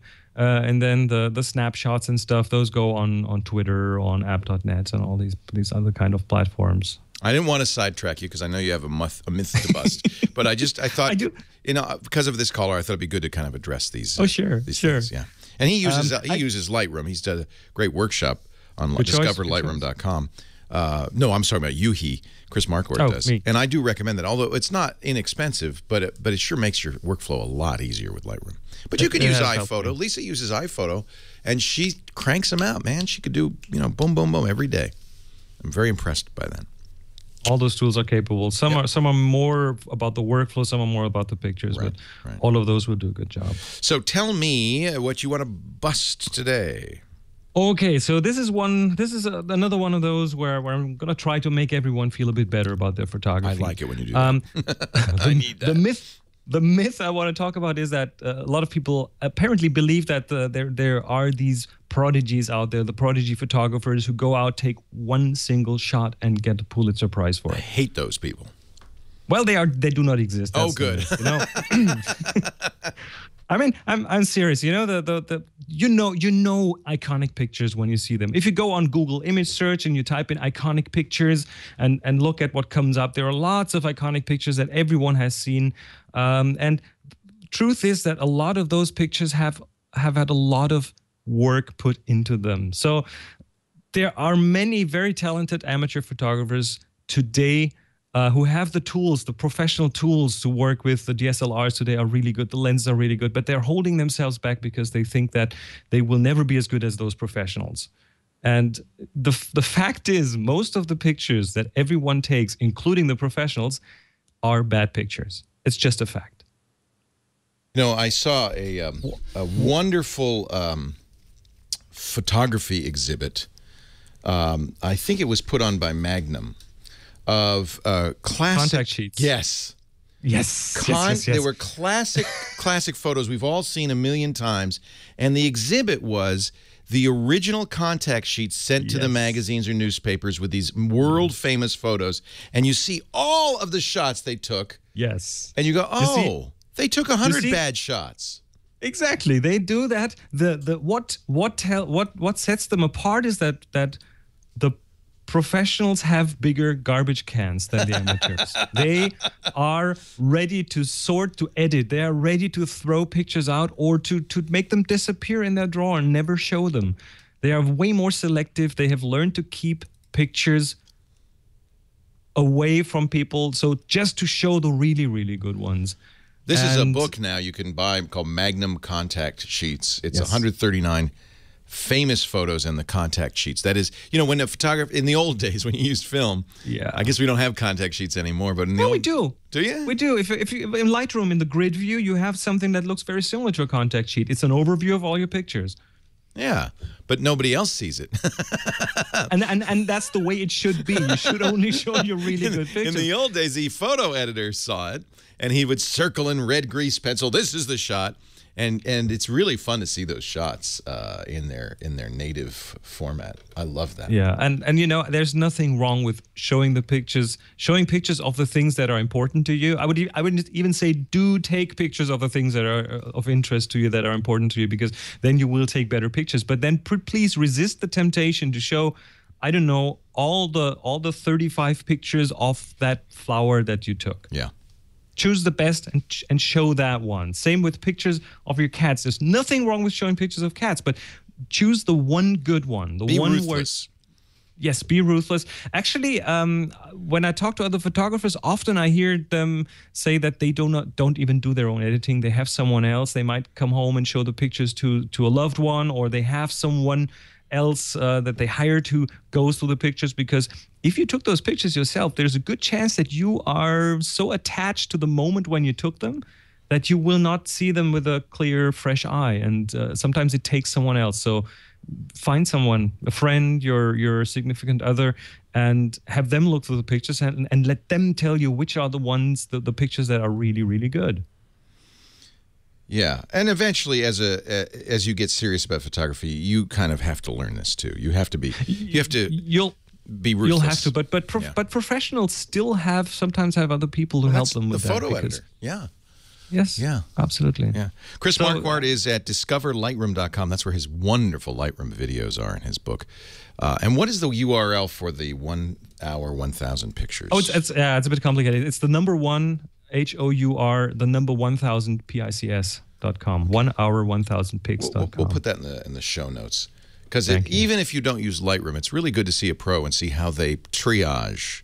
It's like watching over my shoulder doing that. Yeah, yes. Yeah, and you do a nice job with these videos, I have to say. Thank you. Tips from the Top Floor is his regular weekly podcast, tfttf.com. And Chris Marquardt joins us each and every week. Don't forget our photo assignment. What is it, flat? What is it? Flat. It's flat right now, yep. Flat. And it'll run for about 1 more month.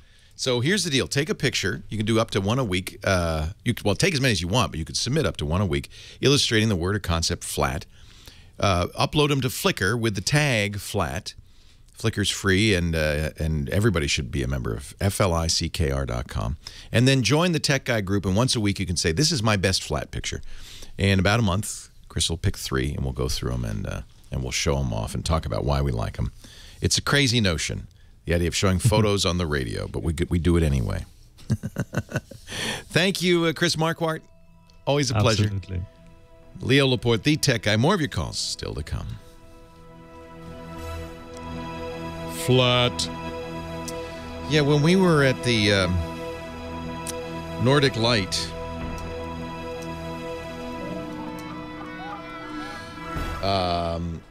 there was, who did that? I want to find this. Was that was that the cruise you did? No, that was the festival in the festival. Okay. Yeah, in Norway. A couple of years ago we went.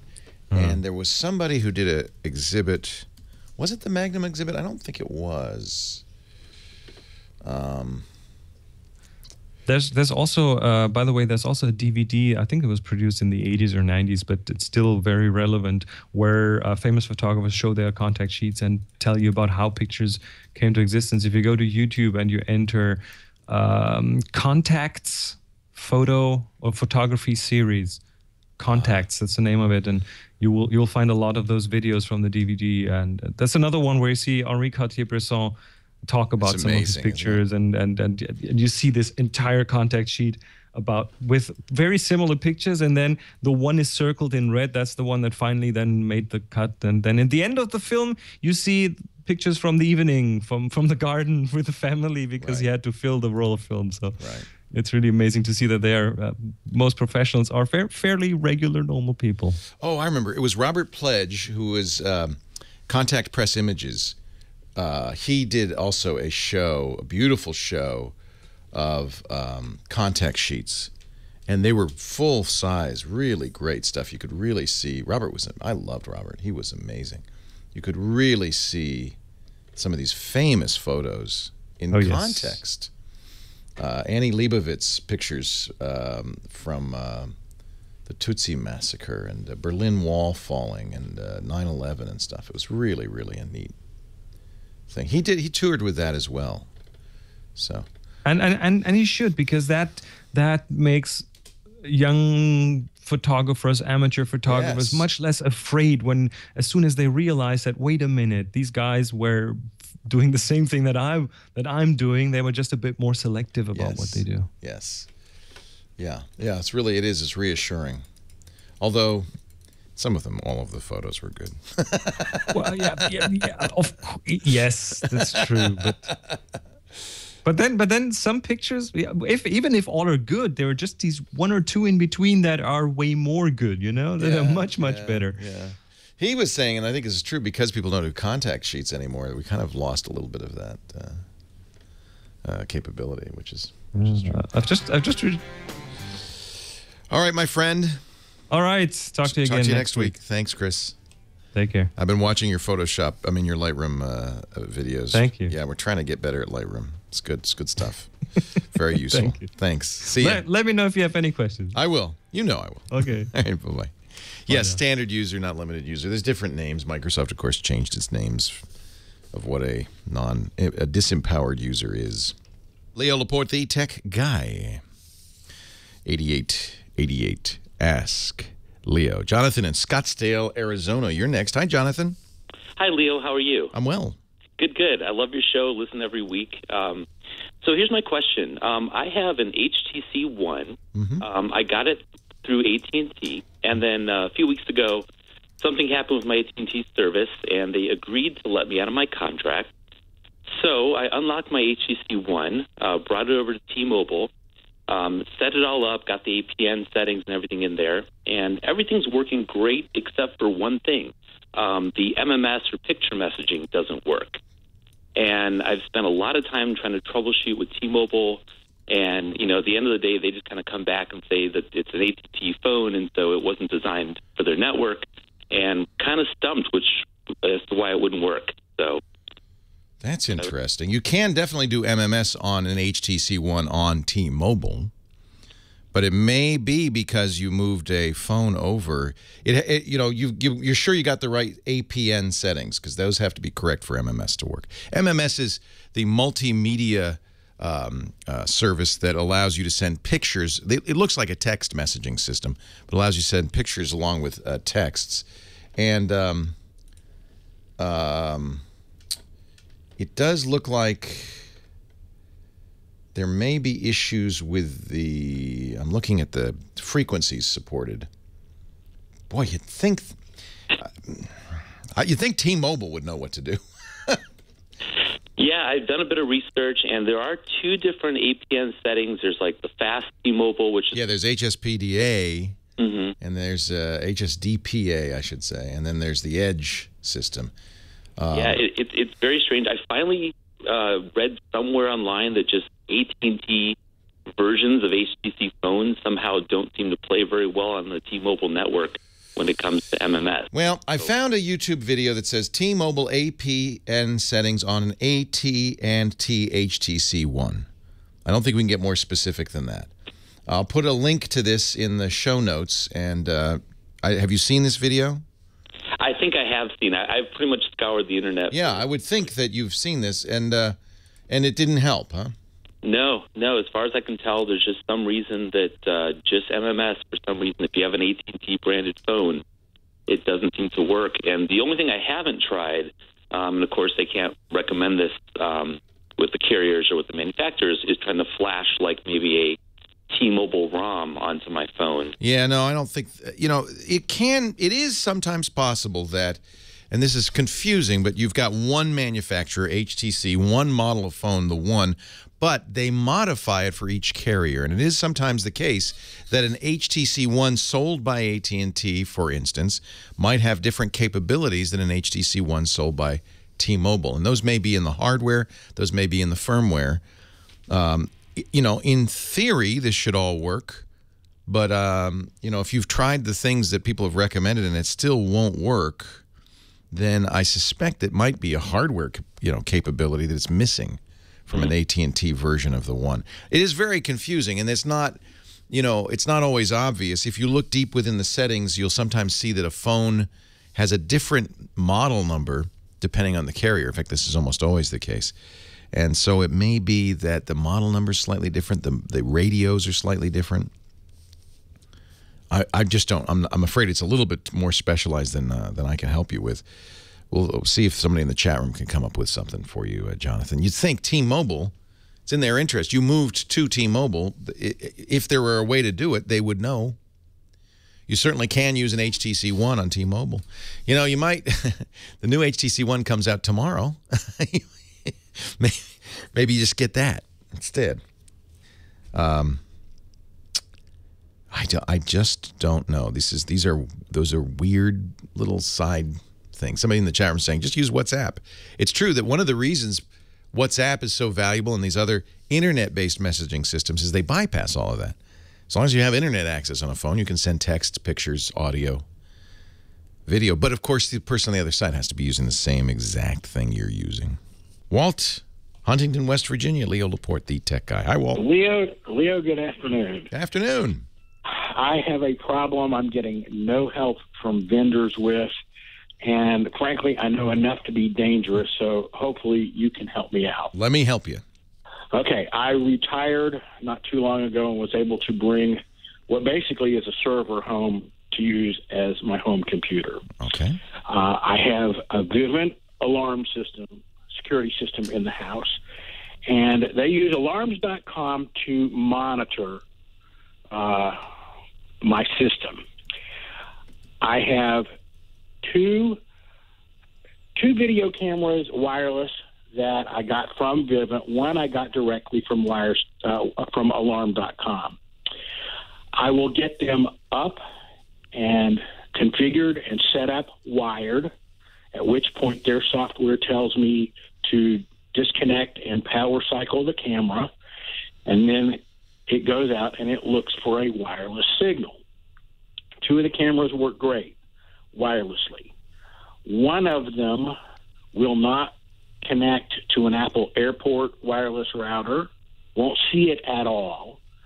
If I set it up through a TP-Link, I can get it wired just fine. Is the camera, do you use security on your Apple Airport? Yes. WPA or WPA2? Yes. I'm wondering if the camera is older, if it supports that. It may not support the security mode you're using. It does. As a matter of fact, when I try to connect it, at one point it's saying, you're trying to connect using TPK secure or encryption. Yeah. And normally, that's not what the case is. So I've gone in and I've changed that. I'm a little bit maybe concerned that IP addresses, I'm having conflicts between the network that the computer was originally configured. Well, you're using automatic configuration, I would hope, now for everything. I am. Yeah, so that'll avoid any conflicts. You can only have one and only one address for each computer inside your network. And you'll usually get a warning if there are conflicts. And DHCP, the automatic configuration protocol used by your airport, will automatically make sure there's no conflicts there. I'm almost certainly convinced that it has to do with the password-based security.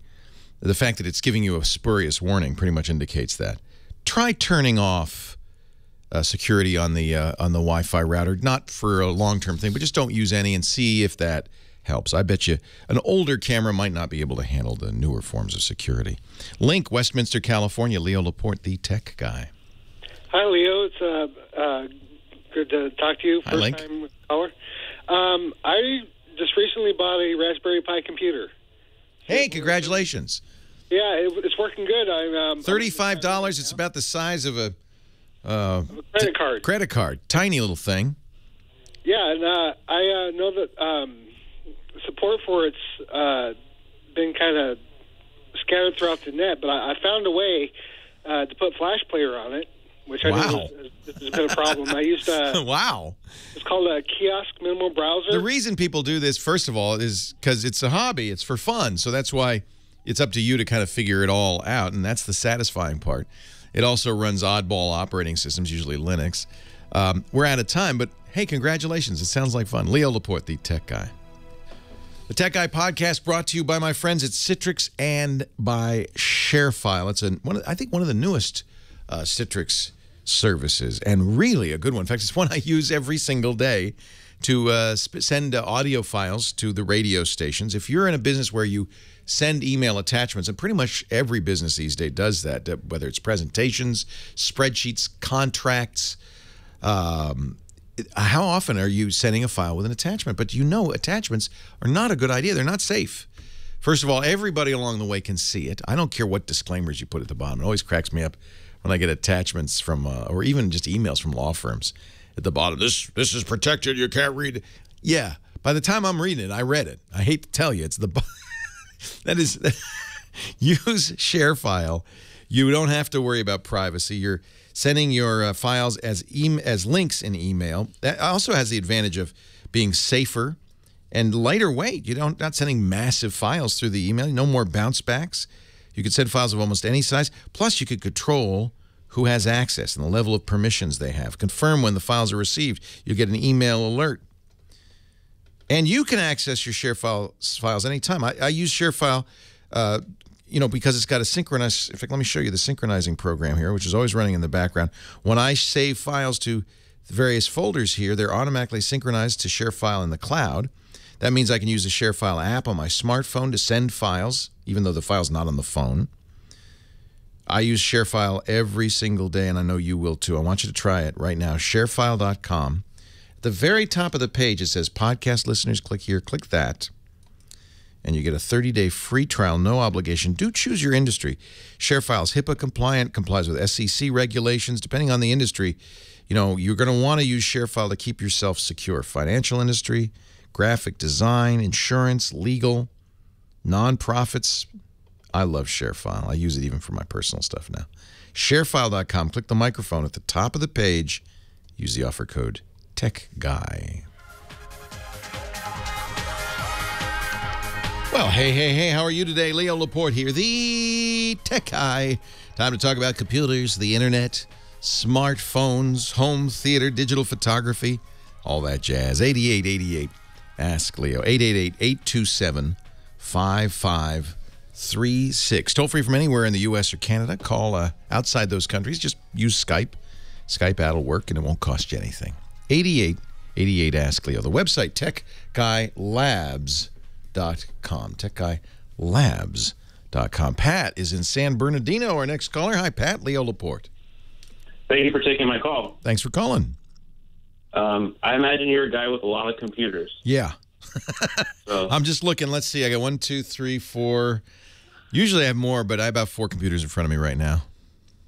And I recently received a grant at school where I'm working with a number of computers, and I've really struggled with having a main computer. Yeah, I don't have a main computer, like one that you use 99% of the time or something like that.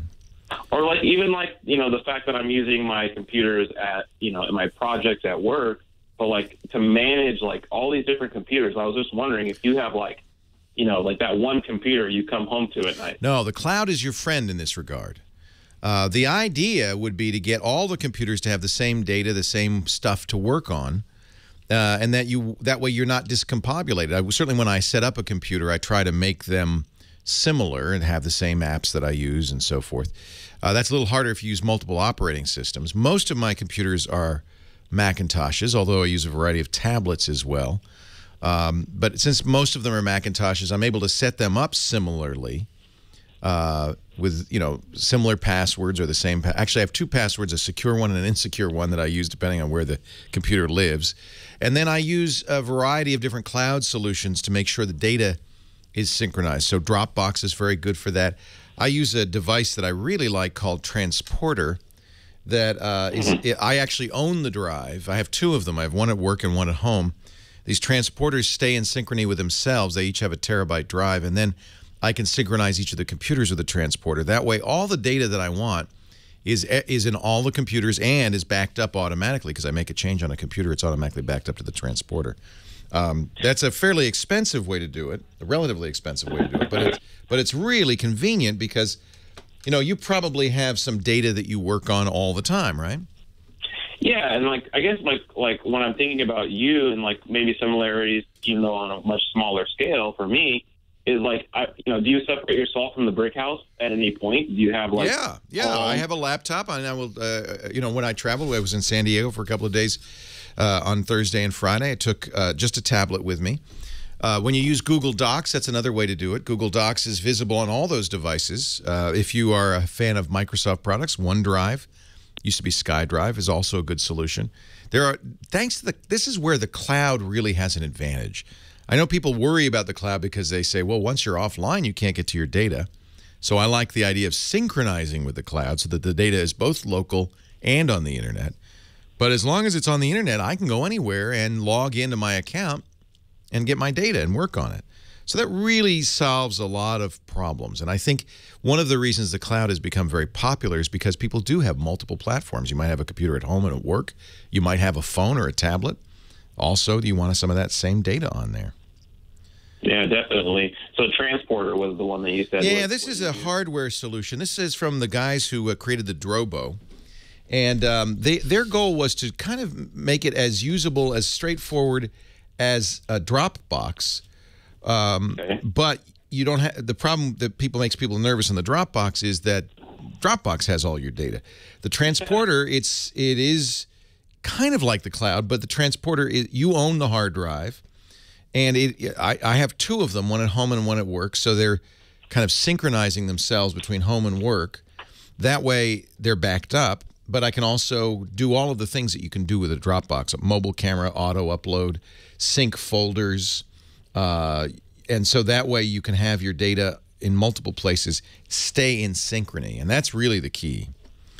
So I like this because now you've got to buy it, but once you buy it, there's no monthly fee. So I think in a way it's about $250 for the terabyte transporter. I got two of them, as I said, one here and one at work. So for $500, all my data is backed up. And more importantly, all my data is accessible from any of my devices. I think once, you add up the costs of Dropbox over a couple of years, this is actually more affordable. When I first reviewed this, I was less than enthusiastic. The software was young, and it was a little bit rough around the edges. It's gotten better and better and better, and I think this was their goal. They knew it. In fact, they had a very soft launch. It was out for 6 months or a year before they told anybody about it, because they really wanted to get it right. And I think that they've done a good job, so I can recommend it. Now, it's filetransporter.com. They also have a little sync device that lets you use your own hard drive if you want, if you have a USB hard drive. So then you could have a Drobo. You could have terabytes of storage. You don't need two, but two really gives you extra safety because now you have two copies at two different locations of all your data. You may find a terabyte's not enough. If you have a terabyte of photos, you might want more. But this works quite nicely here. I'm pretty happy with it. And I don't rely on it solely. I use Carbonite. I use this. I use Dropbox. I use ShareFile. I use a variety of cloud-based services. And when I have photos that are really important to me, I'll upload them to Flickr or SmugMug, photo sites, and there have another copy there. And it's not that I'm paranoid. It's just it's easy once you set it up. It just happens. And I'm a little paranoid. So, Pat, I think that's a good solution, and certainly for somebody who has, I'm an unusual user. I mean, I have, a new phone every 3 weeks, and I've got to get all my data on that phone. I use Google services a lot for that. Bobby in Las Vegas, Leo Laporte, the tech guy. Hi, Bobby. Hi, Leo. Thanks for taking my call. Thanks for calling. I was looking into getting some new antivirus software because we've been on Norton for a while, which is horrendous. It really is, isn't it? Every year, somebody writes me, somebody from Symantec PR writes me, says, Norton's much better now. You should try it again. And I guess it is. I mean, it's been notoriously bloated for years. So what do you want to use? So I was just wondering what your recommendation was. I've heard a lot of good things, and you've mentioned Malwarebytes in the past. Yeah, that's not an antivirus. That's a tool for removing stuff after the fact. Antivirus is less important than you might think because if you do all the right things, it's not going to have a chance to do anything. So really, you protect yourself best by doing all those things, and we're going to put this on the show notes this week because I really want, especially with XP running, support running out next month, I want everybody to know this. If you do not run as an administrator but run as a standard or limited user, if you use Chrome, not Internet Explorer, and you make sure it's up to date, in fact, if you make sure that everything that goes online on your computer is up to date, including Flash and Java and Adobe Reader, and if you don't click on mysterious links, if you're very careful about the websites you go to, and you do all of that, then having an antivirus is a good idea. But you do all that first. We recommend, and for a long time, our longtime sponsor, ESET, NOD32 is a very good lightweight antivirus. But frankly, Microsoft builds an antivirus into Windows 8 that's sufficient. And for people who are using earlier versions of Windows, Microsoft Security Essentials are free. I think that's sufficient, not because it's so great, but because if you know what you're doing, you're not going to have to worry about it anyway. Okay. Antivirus is kind of like belt and suspenders. It's your last point of, and so I de-emphasize it mostly because I don't want you to rely on it. If you're relying on it, you're going to get bit. Okay. I want you to operate as a limited user or standard user, not as administrative user. I want you to use Chrome, not Internet Explorer. I want you to be really careful about links you click on Facebook, on emails, on websites, anywhere, on instant messengers. You do all that, you're going to be safe. I really think it's possible to be completely safe if you do all that. Leo Laporte, the tech guy.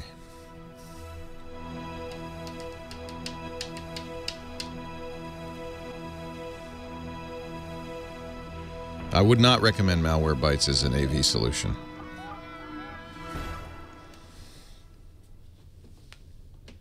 Does it have a signature scanner in it?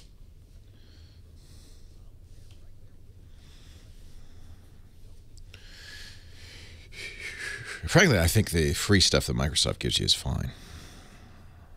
Hey, but you got to keep it and Windows up to date, of course. Oh, fun. Yeah, Maria, we stayed at the Hotel del Coronado, which is our favorite place in San Diego, and we were very busy.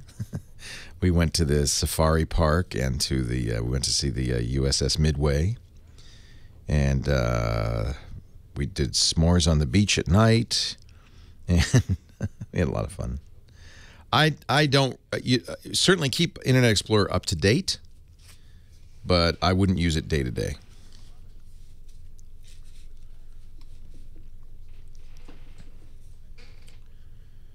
Coronado.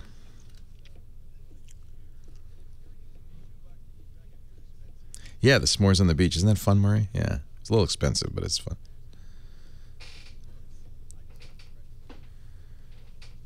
I would just use security essentials, frankly. I don't think you need to pay for an antivirus. Microsoft, knows it needs to do this stuff.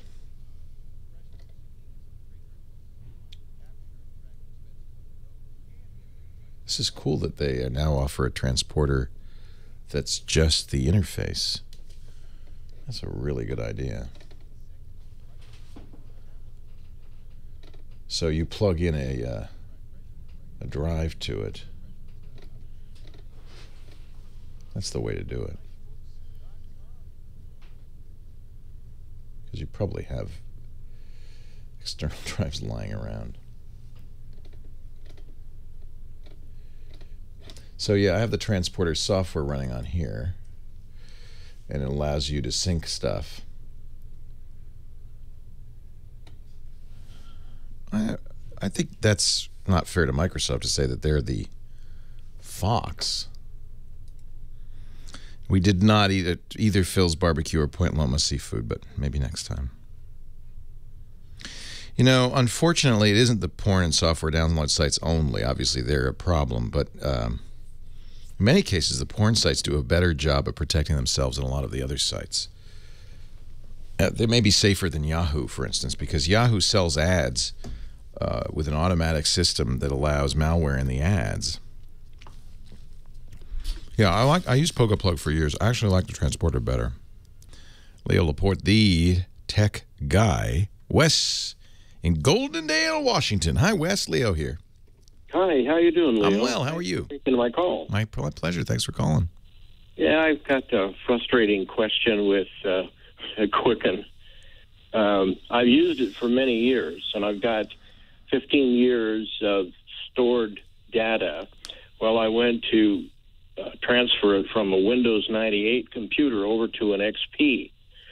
Now, the software is compatible, but when I loaded the QData files on, then now it won't open. Yeah, this is a question for Quicken. I've had all sorts of trouble importing data. I stopped using Quicken years ago. For a long time, there was a battle. In fact, this was the first thing people did with computers, right, was their checkbooks. I remember typing in a basic program from Compute Magazine on my Atari 800 to balance my checkbook. It was kind of of course, a computer. It's what it's for, balancing your checkbook. And for a long time, Quicken versus Microsoft Money, that was the software battle of the century. Microsoft folded their tent and went home, gave up. Quicken won. They owned it. But frankly, even Intuit, I don't think really cares about Quicken anymore. They're the company that publishes it. A short while ago, Intuit bought an online site called Mint, which does all the work for you. And I think a lot of people just stopped using Quicken entirely. Why? I'm not sure why you need Quicken. Everything you want to do can be done automatically by Mint for free. It imports your transactions automatically from your bank and your credit card, your mortgage, all of your websites. It's trustworthy. Yes, I do trust it. They use the same back end for this transaction as the banks themselves. So you're not really giving them any information they don't already have, your bank login. Mint will then collate it all, put it in beautiful graphs. If you want budgeting, it'll do budgeting. They do this for free because they have advertising, but it's very subtle. They'll say things like, hey, we see you have an 18.9% APR credit card. Would you like a 10%, you know, and click this box? It's that kind of thing. It's fairly useful. Certainly doesn't get in the way. I think people don't really use Quicken that much anymore, and I've noticed Intuit really doesn't seem to care much. Now, QuickBooks, their business side is very much used in business. In fact, we use it in my business, QuickBooks Online. But that's different. So as far as the technical support issue of your Quicken data files not being importable, exportable, I remember going through this time after time, upgrading versions. It was just a nightmare. And that's one of the reasons I just stopped using Quicken. I had to start a new register every single time. Call Quicken. I can't help you. I don't know what's wrong. I really don't. And it's really, you know, at this point, I don't know if it's really worth the effort. Suzanne in Huntington Beach, Leo Laporte, the tech guy. Hi, Leo. I was wondering if you could help me with a decision to make for my 81-year-old mother who has XP, and Doomsday is coming on us very quickly here. And she's not really good with change. And I'm afraid that the Windows 8 may be... No. Let's keep her on XP. Is her machine working all right? It's a little slow. I did get on your... And I read some things about what you had recommended for the Ubuntu. I wouldn't even do that. Oh. That's going to really confuse her. If you think Windows 8 will confuse her, wait till you get to Linux. Okay. No. You know, I've kind of modified. I too thought this XP thing was going to be Armageddon. But my security guru, Steve Gibson, who does a security podcast with me called Security Now, talked me down off the ledge. Okay. He said, really, it's not going to be that bad. What you've got to do is the same thing you would have to do if you were using any version of Windows. Practice safe computing. Well, I've been hearing you say that all day. And you can get Mom to do it. Okay. First of all, one thing, and by the way, I had my mom using Windows 2000 for years without problem. And it's basically the same as XP. Okay. Simply by making her use a limited user account. I said, and I even gave her the password to the administrator account. You may not want to do that. Depends on how many times you want your mom to call you. Because as a limited user, she can't install software. There's things she can't do. She's going to need the administrator password for. But you have to make the decision, is she going to use it safely? Because once you're an administrator, man, you're wide open. Well, how do I find out on her computer if she's a limited user or not? She's not. I guarantee you. Almost always people use it as an administrator because it's so much easier. Okay. And by default, it's set up that way. So can you go to her computer, or is she distant? She's distant. Okay. That makes it a little more difficult. Yeah. If you could, the easiest thing to do would be to set up a new account on her system and make that the administrator account with a different password. I used Mom's password backwards.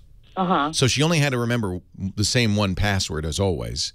But enter it backwards, she could be the administrator. So that might be one way to handle that. And then make her account, the one she's been using, downgrade it to a limited user, or in some versions of Windows, they call it standard user. That's a person who doesn't have the ability to install software. That single change eliminates more than 3/4 of all vulnerabilities. Boom, just like that. But how do I find out where that? I mean, where is that on the? It's in the user's control panel. Okay. Like I have my own. I have a Windows 7. That's what I wish she had. It's very similar to that, and you should do this too. Okay. Well. So do it yourself first. I'm going to tell you the 3 things I want you to do. Okay. So that's number 1. Do it yourself first. You go into the control panels, users. You create a new account. Call it administrator. Call it whatever you want. Give it a password. Could be the backwards of your regular password. That's a good one. Then log into that account, or if you have to, sometimes you don't, but log into that account if you have to downgrade your main account. Continue to use your main account, just make it a standard user account. Okay. That's 1. 2, especially on XP, you cannot upgrade XP, Internet Explorer XP past 8. I mean, they're really making a hash of this, Microsoft is. So what you have to do is use a different browser that is being kept up to date. That's Chrome from Google. Right. Use that. It has its own Flash, so you can uninstall Flash. Flash is a big problem on Windows machines because people don't update it ever. So just uninstall Flash, uninstall Java if she has it, uninstall Shockwave if she has it, uninstall Adobe Reader if she has it. Those things are things that will get called automatically by the browser. Bad guys know that. They also know that these programs have flaws that are not patched. Bad guys will create a damaging PDF or a damaging Flash file, have it in the web page. The browser automatically launches it. Boom, your mom is hacked. Okay. That's scary. So get rid of all that stuff. So get rid of, and so don't you... So use Chrome. It's got Flash built in, so she's not going to even know you did it. And Chrome updates itself automatically. Right. Well, I downloaded Chrome onto mine because I was using AOL, and some sites I couldn't. They were saying you have an out-of-date browser. You need something else. There you so go. I downloaded the Chrome. IE is problematic. That's 2 steps. So 1 step, limited user. 2 steps, use Chrome instead. 3rd step is make sure Windows updates are automatic on her machine. Right. And now it won't matter after April 8th. Right. But on your machine, it does matter and will continue to matter. Make sure you're getting those updates and update all the other stuff that goes online, too. Very important. We're going to take a break. Leo Laporte, the tech guy.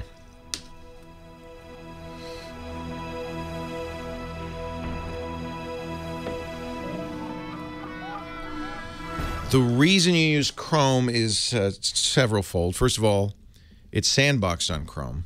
Flash is. So it's less dangerous to use, and Google keeps it up to date automatically along with Chrome. So you're always using the most up-to-date Flash, the most up-to-date browser, always. And so that's automatic. You don't have to even think about it. You don't see a notice or anything. So that's why don't use Flash from Adobe. Use it in Chrome.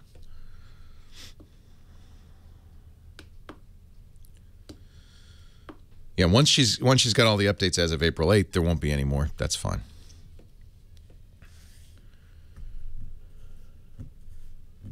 We're going to make the tip of the week this week a more detailed discussion of XP security and everything on the website, techguylabs.com. No. Microsoft isn't going to turn off updates. They just won't give you new ones. Becky, we will. It will be on techguylabs.com. Josh is working on that right now. So I think we're going to do April 2nd. Vince Cerf is going to do a hangout. He's one of the creators of the TCP/IP protocol, often called the father of the Internet. He's going to do a thing with Google on protecting and preserving the Internet, and I think I'm going to be co-hosting that with him. That will be Wednesday, April 2nd at 11 a.m. Pacific. And I hope we can rebroadcast it. If we can't, then we'll give you a link to it. Leo Laporte, the tech guy. Just you know, I know between now and April 8th, the day Microsoft stops updating XP, we're gonna hear a lot about this. You've already seen this shock headlines: 95% of all ATMs run Windows XP, which is true.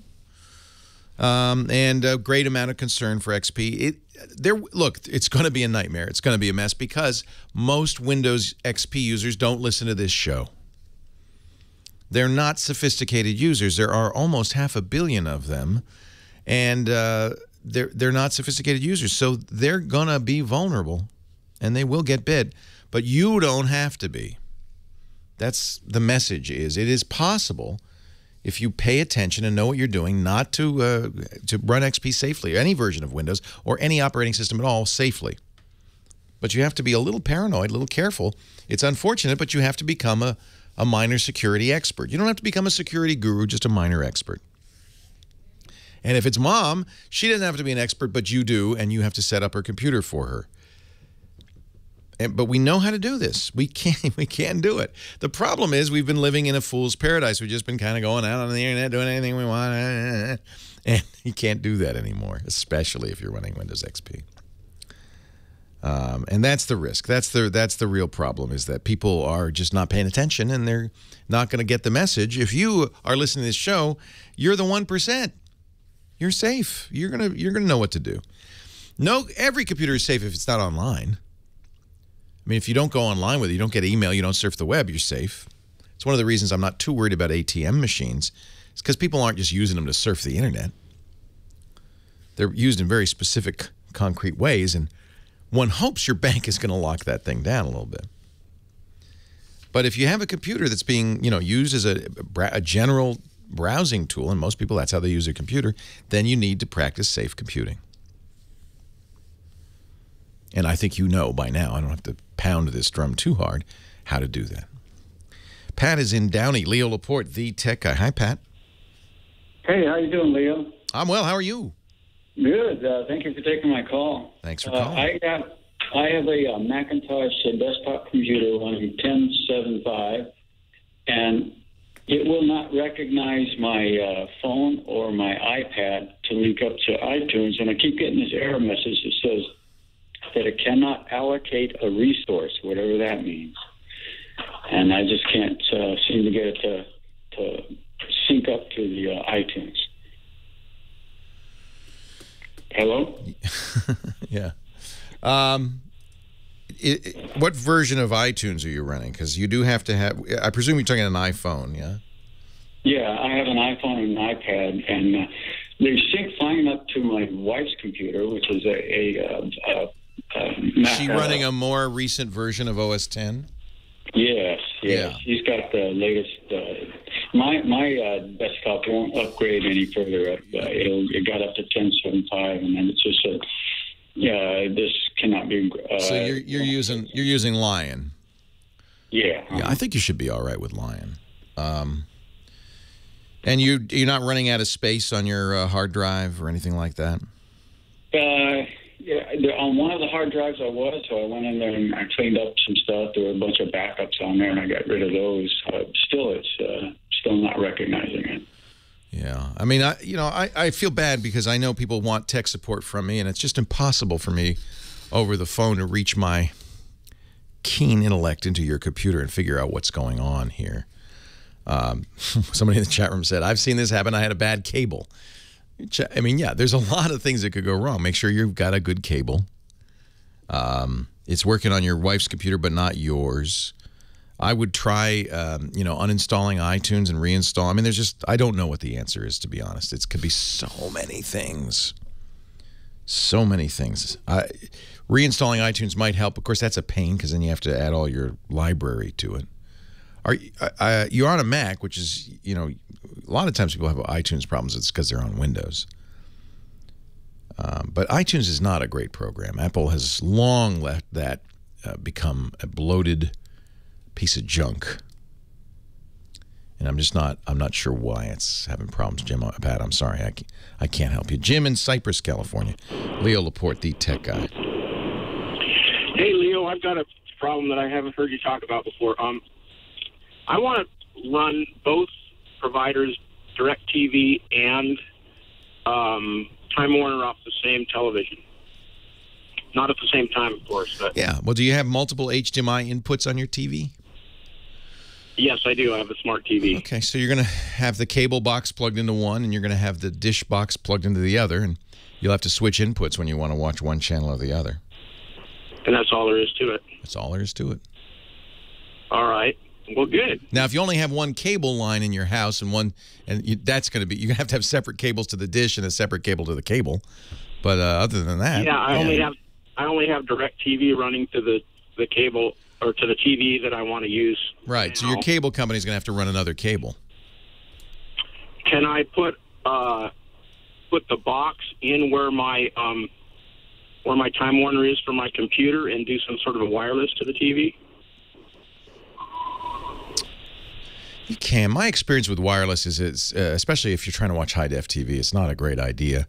They do make, Wavecom Junior and little RF adapters that allow you to do this, but they're not going to give you high-def. It's best to do an HDMI connection right into the TV. So what I would do is run cable from where your Time Warner drop is, go into the house, come back up right behind the TV, and have it come out there. In other words, you're going to have two cable drops. One for Dish or DirecTV and one for Time Warner. Got it. Are you a massive sports nut? Is that your... Well, the problem down here is that is that Time Warner Cable is the only company that's providing Dodgers on the new Sportsnet LA channel. There you go.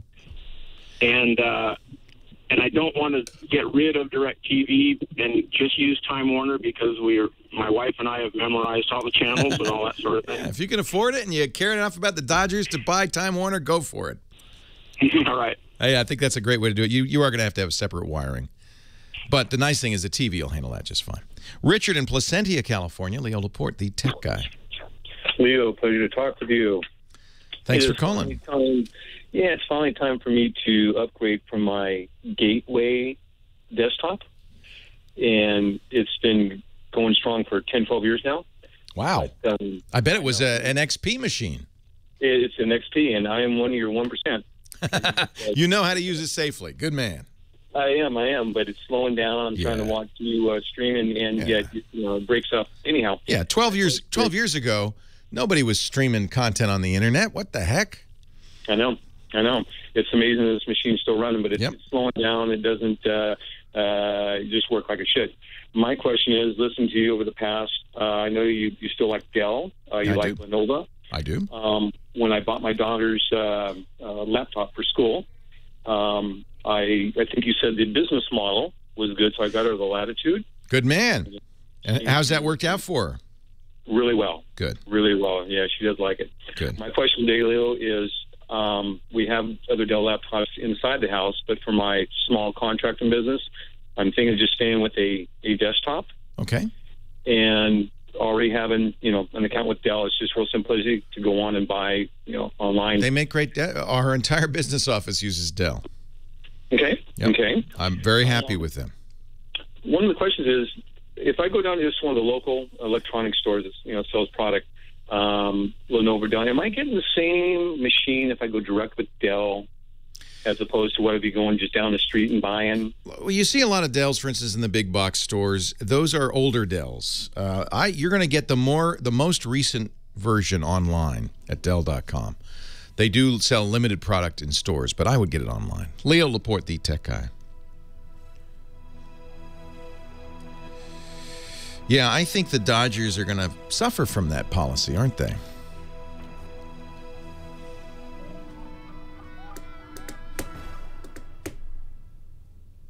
No, I love Not 32. Here at the Tech Guy Labs, we do everything. But I think, as I've said several times now, the antivirus is the least important consideration when you're trying to secure your system.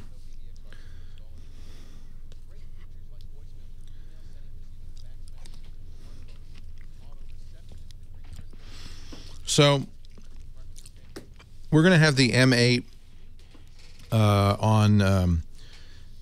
So what's happening with the new HTC One is they're doing an announce event tomorrow, and they're going to do it in I think it's tomorrow or Tuesday. Maybe it's Tuesday. It is Tuesday, and they're going to do it from next door. And so I think what's going to happen is they're going to run me over an M8 so I can at least do a first look on Tuesdays before you buy. That's the new HTC One. I guess Verizon's doing the event, and they're doing it from next door.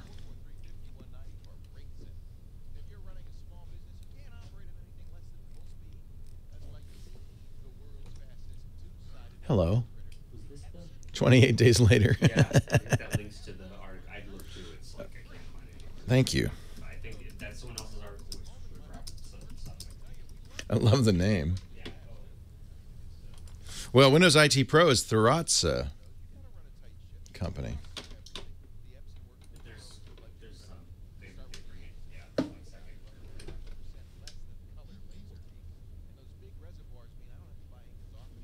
Oh, he's talking about Thurrott and Gibson. Now, this doesn't actually talk about anything. This is like, hey, everybody's worried. What do you think? I really hate articles like that. Have an opinion. Leo Laporte, the tech guy, the last segment of the last hour of the last show of this weekend. Before XP-geddon. I could just see it, Heather. We're gonna be talking about protecting yourself on Windows XP from now through the end of the year. So I've asked Josh Windish, who's doing our show notes for us, to do a special on techguylabs.com, securing your computer, securing Windows XP, the basic things you need to know. I feel very confident that if you do all this, you'll be in good shape. A lot of Windows XP has been, fixed over the years. My friend Steve Gibson likes using older operating systems because he says, but they've been patched and patched and patched. And so as a result, it's like a roof that's got 800 patches on it. It's more, I'm not convinced that's the case, but he feels that, they've really worked out the kinks. And if you just act appropriately using Windows XP, you're going to be all right. But roofs like that, you usually have to put a bucket under some spot, right? There's always a bucket. I'm afraid that's probably the case even with Windows XP. Okay. Anyway, techguylabs.com, that's the website. And we will have information on what to do to secure yourself after April 8th on Windows XP. Chris in Miami, Leo Laporte, the tech guy. Hi, Chris. Oh. Oh. Hey. Oh. Hey. What's happening? I'm enjoying 90-degree weather here in Miami. Oh, shut up. Oh, just shut up. Hate you people. You're always talking about the great things of Petaluma. I was listening to the news. You guys are really getting on the map now. They said that they had found a body somewhere within Petaluma in the city, and I'm thinking to myself, and all this information is coming out of Petaluma lately about all the crazy things going on where you are. What are you talking about? I don't know what you're just trying to scare me. I wouldn't do that to you. You're just trying to scare. I don't want to hear it. I don't know what you're talking about. When I think of Petaluma, California, I think of Leo Laporte, the tech guy. That's it. Thank you. I am the Chamber of Commerce for this tiny little town. Yeah. You're the man. But, the reason why I'm calling you is because I've been getting, not serious, but I've been getting some ads when I go to certain sites, like the Weather Channel, other sites, where it's like I'm playing a video, and all of a sudden I'll hear another video playing on the side. It's like hate it when that happens. Google has responded to this because it's a universal complaint. Now, on Chrome, if you have a tab that's playing audio, it has a little audio symbol, so you know which one. Mm-hmm. That's how it should be. Safari doesn't do that yet. But I bet you Apple eventually will say, gee, Google's doing it. Maybe we should do it too. Well, what can I do in the meantime, though? Well, just go through your tabs one by one. What it comes from, I think what it comes from a lot of times, sometimes it's, you're watching a stream or YouTube or something, and you forget and you open another tab. But lately, I've seen a lot of this, and Facebook started doing it. A lot of sites autoplay video nowadays. And so you'll go to a Facebook page and just kind of leave it there, go to another tab, and all of a sudden audio's coming out of that Facebook page. It's very frustrating because you got to go back and find it. Yeah, you do. So I think use Chrome because Chrome works fine on Apple, and it will put a little speaker icon on the tab that's making noise, and you can just click it and close it. Okay. I think that's the best solution, and I hope Apple will listen. And Apple, they'll do it eventually. They notice what other people are doing, and they say they don't pay any attention. But all of a sudden, you'll see a little icon. Say, oh, that's the tab making noise. And we need it now because so many sites, and this is bad, bad, bad. Don't do it. It's always been bad to autoplay audio or video on a site when you open this page. You should have a link. I would love to, if you go to twit.tv or live.twit.tv, those are the sites where we stream video of this show and all the other shows I do. I would love to auto start it. But I don't because it's bad behavior. Facebook plays videos automatically now. A lot of sites, an ad will start. Drives me nuts. Drives me nuts. It's just not right. Oh, live.twit.tv auto starts now, huh? Never mind. Never mind. You see, I've lost control of my own sites. I guess the theory is if you're going to live.twit.tv, you're kind of saying, I want to see, the live stream. That's the page for the yeah, it does. It auto starts. I apologize to everyone. It's not my fault. Use Chrome, then you can just close that darn tab. Michael in Long Beach, Leo Laporte, the tech guy. Hello, how are you, Leo? I'm well. How are you? I'm doing well. I'm going to put on speakerphone. If it's bad, let me know. Okay. I apologize for calling on something so simple. My girlfriend thinks it's ridiculous that I don't understand this stuff, but I used to use Nero, and I would copy, files to the CD. It was very simple, but when I got Windows 7, Nero doesn't work on it. Yeah. And I don't want to spend another $50 for a program that I already own. I think you don't need to. I think you can put a blank CD in Windows. Correct me if I'm wrong, chat room, but I think you can put a blank CD in Windows 7 and say format it, and then you can just drag the files onto it. Well, it just says burn to files to CD. But what happens is then it doesn't really burn them right away. What it does is it puts them in memory. That's right, and you have to say do it now. Right, and that's the part that confuses me. I think it's done, and it's not done. Oh, yeah, I understand. That's not probably the ideal way to do it. The point being that they've built in software to burn on Windows 7. If you, to be honest with you, I don't put stuff on CDs anymore. You probably heard me a couple of callers ago say that everything I have is in the cloud now, because boy, that's the best place to put stuff.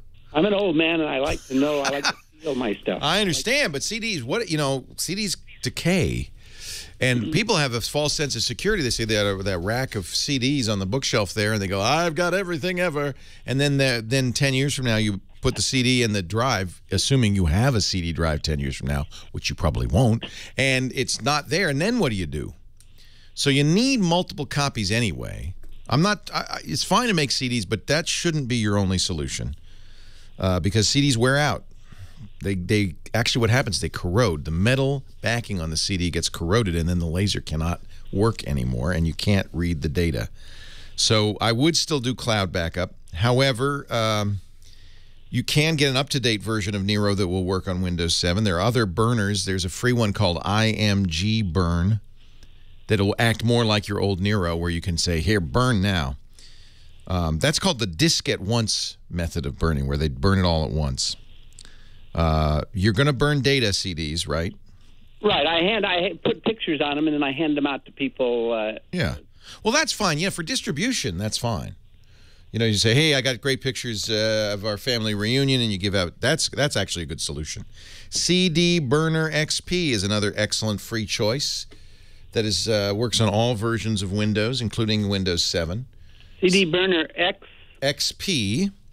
Don't be deceived by the name. It does work on Windows 7, and it's free from cdburnerxp.se, and it works more like Nero. Okay. It'll actually do Blu-rays, too, if you want to get bigger discs. A lot of people in the chat room love that. Whenever I call, I always try to sneak in one more question. You know, I'm trying to do the administrator thing. I always work as administrator, and I hear you say that's bad. So now I went in and I changed it. I put a code for the administrator part, and now there's a guest part. Good. So do I just click on guest when I... No, because guest is a different kind of account that will erase its data after you use it. You want to actually create a real account with, make a Michael account. That is, in fact, it can be your old account. Just use that and just downgrade it to standard user. Okay, I guess I have to find out where to downgrade it because I haven't... It's in the user account control panel.